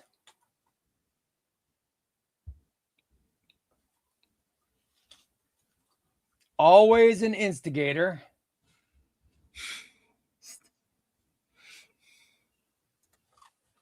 And CNT. Boom. 2 times. You guys are in. Two time, daddy. Oh my goodness. 2-time champion. If you can I do by all means share my screen real quick to show. By all means, go right ahead. All right, let me show screen. If you guys go to my channel, I give stuff away. And you go to this video right now. This is this week's video. Last week, IP won a he had won a Batman Dark Knight Saga Deluxe Edition. He won. Nice. I'm giving away these 2 here. You have to go to this one. Okay. If you go there, all you got to do is sub, comment, and like. If I get 20 likes, we give it away Monday, and we do another one. I'm giving books away to you guys. What do you? All you got to do, all you guys got to do is like, comment, and sub. Easy breezy. Only US only. Sorry, DP. But you can still like DP. You can still go in there and like. I think he's out of state. Akani, sorry, my friend. Germany's too far. So, yep. Hit me up, guys. That's all I'm trying. I'm trying to hear. By the way, I sent the DP. You did? Yeah, I did. Cost me $35 or whatever, but we sent. Damn. Yeah, I can't do that. We sent the Lacanima too. Cost me a bunch of money. Wow. Sorry, amigos. Wheel of Tortillas is not yet. IP is one twice. I want a really nice book. Ray has Batmobiles. Mama can't drive a book. No, listen. Ray does not have a Batmobile. I saw the picture. No, Ray has no Batmobile. That was not a real picture. Oh my gosh. Awesome. I know you're all mad because of that color of the hair. That was funny. I know. I'm so petty. That was funny. That was funny. You know what? Listen. I work hard to keep my hair, there's a lot of, I've lived a long life, and I think it's impressive that my hair is. Yeah. You still got that hair, man. It's not. And by the way, my hair looks the light. I have bright lights in here for, photogenic reasons. Mm-hmm. My hair is a lot darker when the lights are off. Okay. So it brightens my hair, but it's not, my hair is not that bright. My hair is, like my natural hair color is still somewhat dark. And to be as old as I am and still have dark hair, I think is impressive. I think it is. Look at me. I got the got gray. I got the Reed Richards, the Sopranos polys going on here with the grays. The poly. Hey. So I have to get a haircut every 2 weeks, but I'm not complaining because I got nothing yet. Knock on wood, nothing's going off yet, so we're good. Tom says, Ray, the shock your body will have from your surgery is going to make your hair go even more. Thank you, Tom. Well, why do I need that kind of advice? Damn, buzzkill. Yeah. My surgery is going to be July 1st, by the way. That's my surgery is Wednesday, July 1st, guys. That's when my surgery is going to happen. And I don't know how long the recovery is going to be. So, damn. But I'm hoping I don't miss too much. Because I love doing my show. I love doing the comic show. I love it. Bro, you're a machine, bro. 6 days a week. 6 days a week. And then you do have another show. Yeah, I do 2 shows a day. 2 shows. And then when we do a book club, I do 3 shows a day. And I'll be doing 3 shows a day Thursday. Damn. I'm doing my morning show. Then I'm doing near mint condition Marvel solicits at like I think at noon Eastern. And then I'm doing my subscriber show, my Patreon show of my morning show. We do that Thursday night.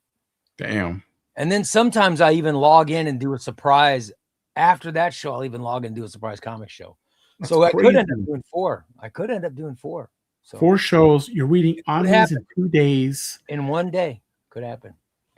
It could. It puts everyone to shame, bro. Puts me to shame. Calpel says, Ray, I see you more than I see my own mother at this point. Yeah, look at that. It makes me happy. Oh, that's funny. It brings me joy to be on. So, oh shoot, Ray, what is the site for new collected edition releases? I go to comicreleases.com.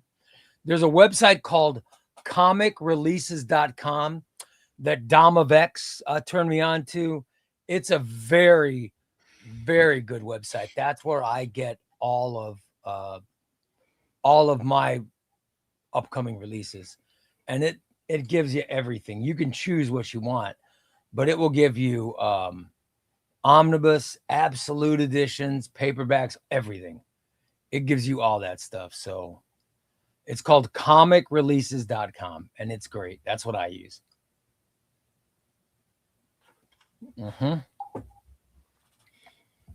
Very happy about it.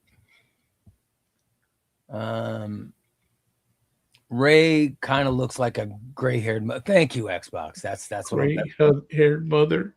That's what I'm looking for. I'm trying to look like someone. I'm trying to look like someone's mother. That's my goal. That's my goal in life. I'm glad. Wow. Glad I'm pulling that off. Oh, Xbox. Oh my goodness. Xbox wonders why he's not in the cup. Oh well. Oh shoot. I don't have a Batmobile. There is no Batmobile. I'm not answering the phone. I'm not going to answer the phone. Whoever's trying to call, I'm not going to answer the phone. I'm on to you guys. I'm on. They're trying to call the show. On to them. I'm on to you people. I'm smarter than to answer that phone. I don't need to be answering that. Come on. Get calls in. Ray just admitted to rigging. No, I wish I could. I wish, dude, Xbox, if I could figure out how to rig. Oh. If I could figure out how to rig, you would never, ever. I love it. Never Never win anything again. I'm gonna figure out how to put everybody who is everybody who gets in the drawing for. I think I'm gonna do everybody who gets in the drawing for the X-Force book, or everybody who gets. I'm gonna pick like 30 people from the Secret Wars video, the 4 and 5,000 giveaway. I'm going to get 30 people, send to Thunder, and have Thunder do a drawing of those people, and then an elimination drawing to figure out who the winner is going to be. Nice. I think that's how we're going to do it. So I'm going to randomly pick 20 or 30 people and then put them all on elimination wheel. I think that would be really cool. So I want that. I want that Secret Wars. That's an Omni I want too. There you go. That's the giveaway for 5. That's the giveaway for 5,000, man. We just hit 5,000. Yeah. Just hit 5,000 subscribers. Congrats. So the giveaway is Secret Wars. Oh yes. Secret Wars by Jonathan Hickman. It's fantastic. I got a place for it. I got a place for it right on my shelf. Perfect. Dude, perfect. It is. It is a perfect omnibus. It really is. This is a very, very good omnibus. Yeah. You read that once a year. You're good. Yeah, I love this omnibus. It's so good. And you can see it's got Reed Richards and the Maker, and it's just awesome. It's just awesome. It's the best hero in the Marvel Universe and the best villain in the Marvel Universe. Yeah, the Maker, man, that guy's beast, dude. He's smart and he's insane. Love it. I love the Maker. Love them. I haven't read Ultimate Endgame yet, so I don't know if I'll still love him afterwards. But I love the Maker. If you read Donny Cates's Venom, did I read that? The Maker is in Donny Cates' Venom, and he's really good. I liked it. Very good. I liked it when the Maker went over to Miles and said, "Hey, we're like from the same." This is right before the Ultimate. For brothers. I thought that was cool. Yeah, I'm like, is he gonna take him, or because the Maker's crazy, right? He's what's he gonna do? You know, the Maker started out so nice and so wonderful and such a great person, and then for him to turn and become this evil monstrosity that he is, I think it's one of the best things that Marvel has going for it. Keep writing him, but just keep him going. Keep him going. I hope. LP says, "Wow, more work for the unpaid miner who was promised Batmobile. And he's not promised anything. He's not getting anything. There's no Batmobile being given out to anybody. Dude, IP's comebacks are legendary. That guy, he's hilarious. LP is a smart ass. He's a really good smart ass though. Mm-hmm. It's a funny smart ass. Those are smart ass go. Yeah. As smart ass go. What's your video for tomorrow, CNT? I gotta do something.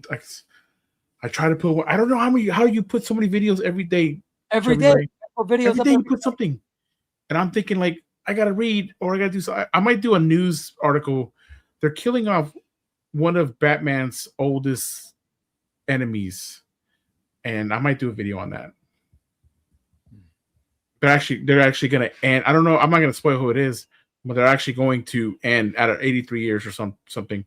They're gonna one of his rogues is gonna go away forever. So I posted. Here's what's been posted.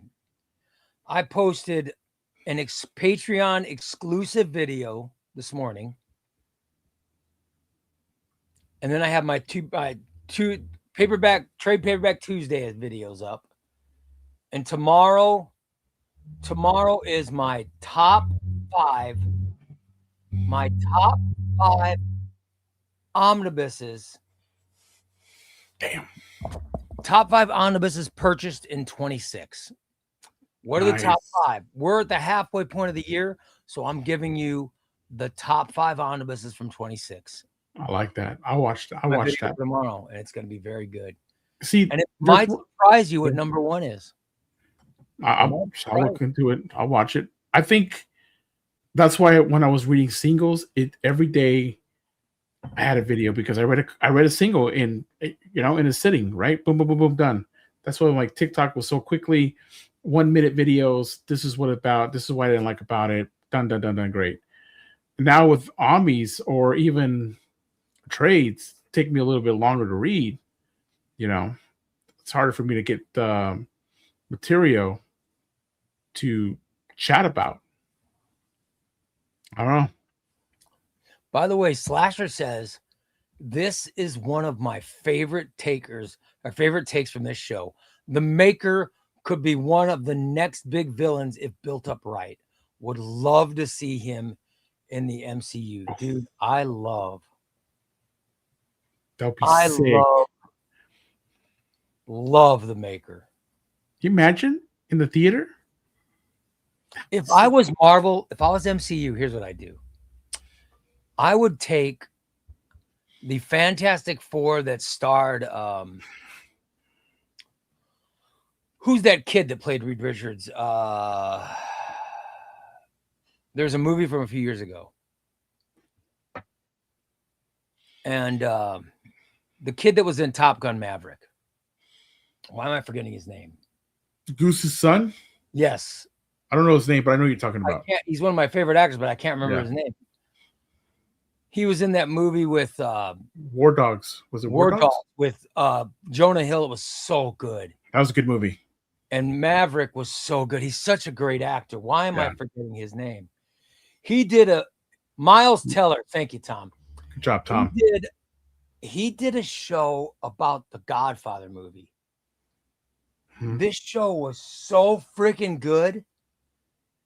It was all about making the Godfather movie. And oh my God, it was on Paramount Plus. It's so good. If I could remember the name, I'd promote it. But I would take his character, all right? I would take his character and have something happen to him and have him become the Maker if I was Marvel. I would go to Miles Teller and say, we want to turn you into the biggest, baddest villain. It was called The Offer. Yes. The Offer is a series on Paramount Plus, and it is so friggin' good. Is it good? Oh my God. I have to watch it. That's the problem with Marvel. They don't read comics. They're looking at money. They don't read comic books. The editors. I'm telling you, he would be a great. It would be great. It'd be awesome. He would be, if you made his Reed Richards insane, he would play a fantastic bad guy. He really would. He would be fantastic as a bad guy. That'd be pretty sick. Pablo can't play bad. Pablo's not. No, he's great as a hero. He's not going to be a bad guy. If you turn Miles Teller's Reed Richards bad, he'd be a great Maker.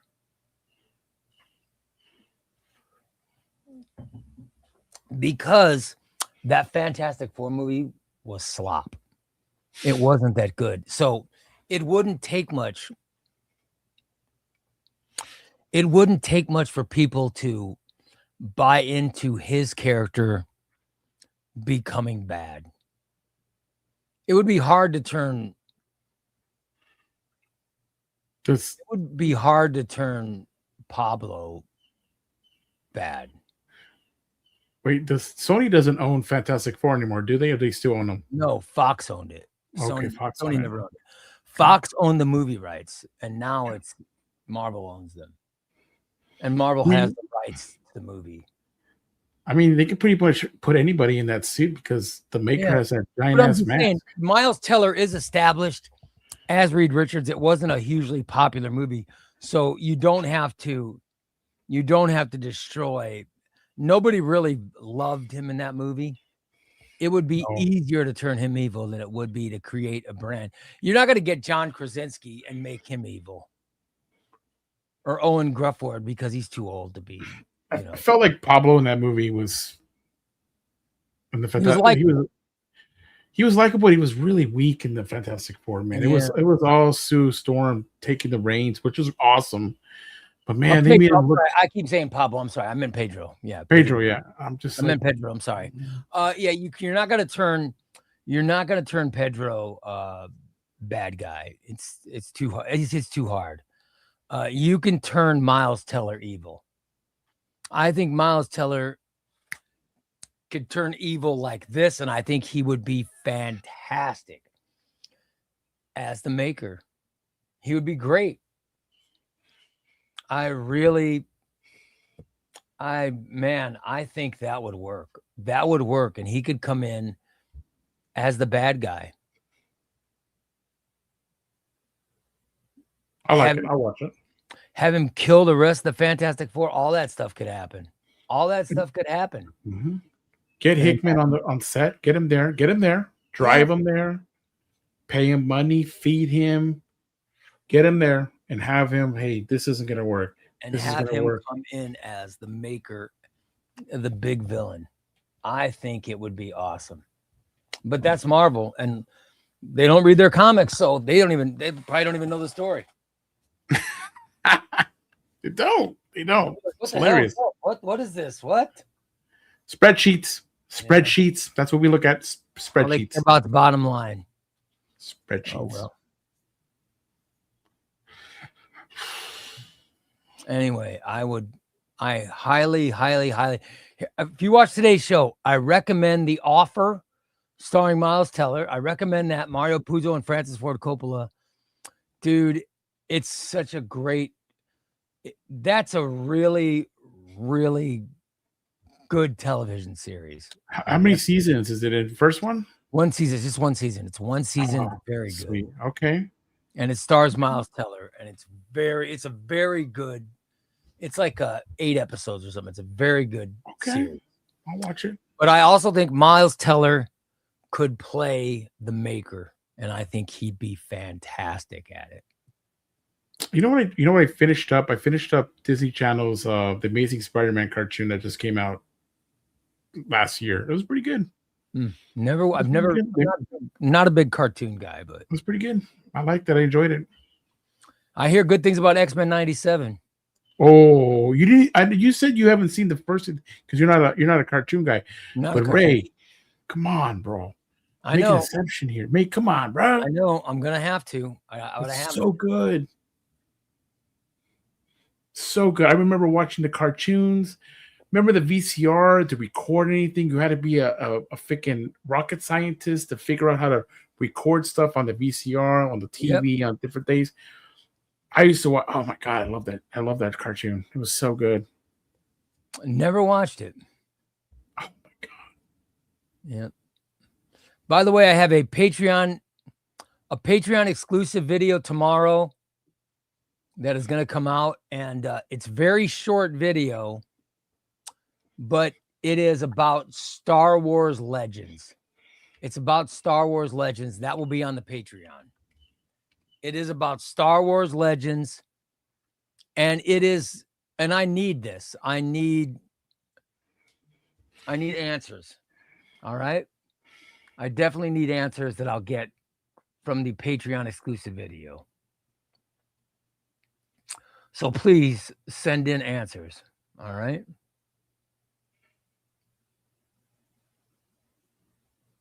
And also, you learned that Comics and Tortillas and I both had Mexican grandmothers who knew how to make flour tortillas fantastically.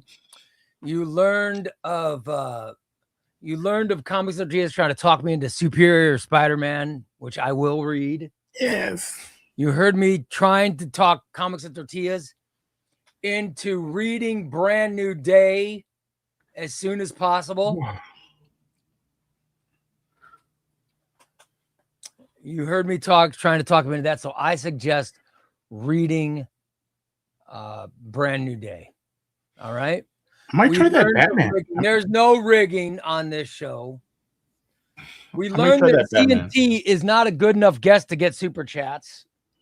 Sorry, CNT. We'll have to get you on next time when you get big enough to get super chats. When Omar was on, there were super chats. Dude, I am not Omar just status, saying, bro. when Omnidog was on, there were super chats. I'm at the bottom here, bro. I'm at the bottom of the barrel, dude. You were a great guest. I can't even get tacos or anything. I can't even get the meat. I want you to get popular enough to where people will give you free tacos, my man. That's how big I want you. I don't know, man. Ray YouTube almost had a like heart me. attack because CNT admitted he did not like Tom Taylor's Nightwing. Yeah, I went full on. Yeah, I went full on Lamont. Oh. Listen, I'm coming to meet you. There you go. $2 right there. Oh, we got a super chat. We actually got. I take it back. There you go. We got a super chat. $2 is a Del Taco Well, it right doesn't there. matter. That's enough to buy one taco. I love it. I love Del Taco. Don't worry, CNT. I got you, brother. That's very nice of you guys. That's hilarious. Chris said CNT is awesome. I love it. I did not. I was just teasing CNT. You don't have to send. That was funny. I liked it. That was hilarious, dude. I was just sending him. Cannot compare me to Omar. That's unfair. That's unfair. No, I love CNT. I'm glad. I'm very glad CNT came on as a guest. I thought you're great, man. I think you're great, and I loved our interview, but I also just love bullshitting comics with you. It's a lot of fun, you know. When we talk, it's all about comics, and I love it. That's why I love you, man. You're a friend that it's a comic thing. My favorite conversations anymore are with fellow comic geeks. You know what I mean? Because it's always comic related stuff. Thunder with a $2 taco. Thank you, my friend. Oh, is Thunder giving out too? Look at that. He's digging deep, bro, in his allowance, bro. Getting that $2. Thank you, Thunder. Yeah. Good job, Thunder, bro. That's probably his old allowance. There it is, man. Love Thunder. Thunder. Oh, man. All right, Thunder. I'm going to go through I got to start going through. Everybody go to that 4,000, 5,000 video and comment. I'm going to randomly pick 30 people. I'll get the names of Thunder and we'll create the wheel. Okay. We will create the wheel and then we'll do a live spin to do the Secret Wars giveaway. All right. We will do a live spin. And then we're going to pick just a member, a random member from the spindle. A random member will win X-Force Volume 1. Damn. And then we'll pick from the Rice Krispies cup, and that winner will get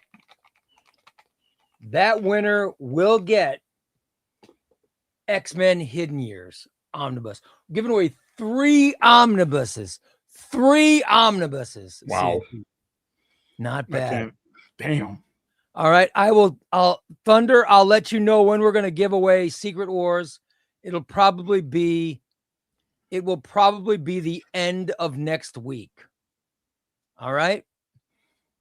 It's probably we'll give that one away first. Then we'll give away, then we will give away the Hidden Years.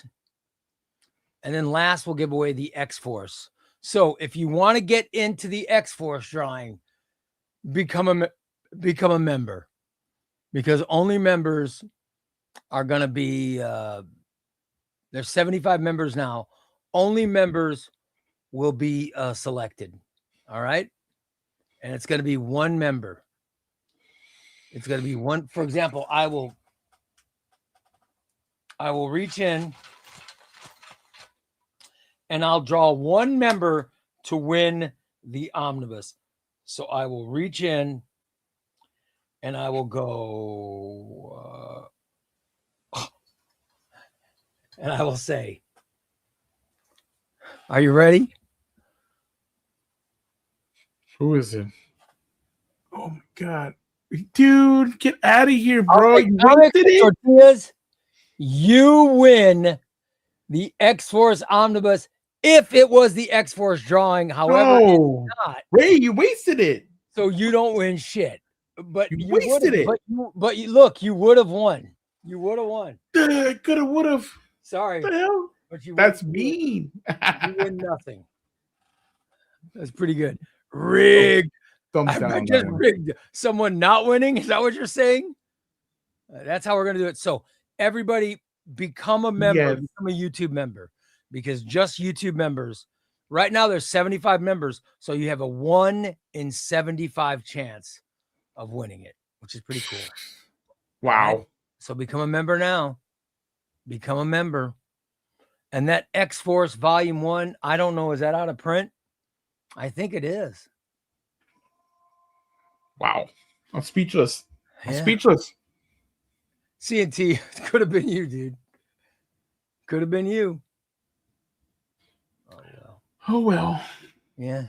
Now, but you know what you won. You know what you really won, right? 2 times in the box. I like it. Yeah. We know what you really won. Which one? Here is what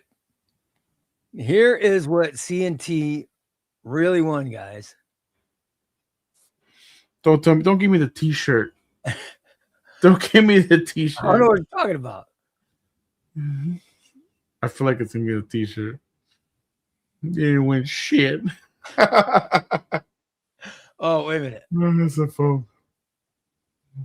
There we go. There we go. Bro, when are we gonna get these shirts? That'd be awesome. I know. I gotta get them done. I was supposed to call them back and get a price, and I forgot.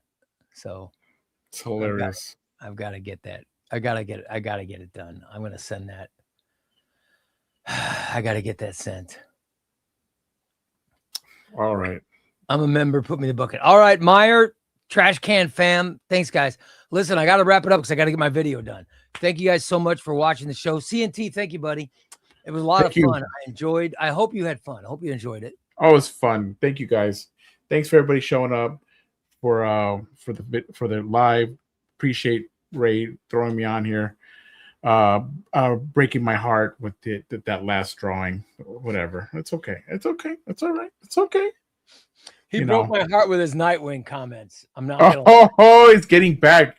Tick for tack. Roundtable next week. Roundtable will have Batmantha from New Zealand. How about that? Dang. All right, cool. Batmantha's gonna be on.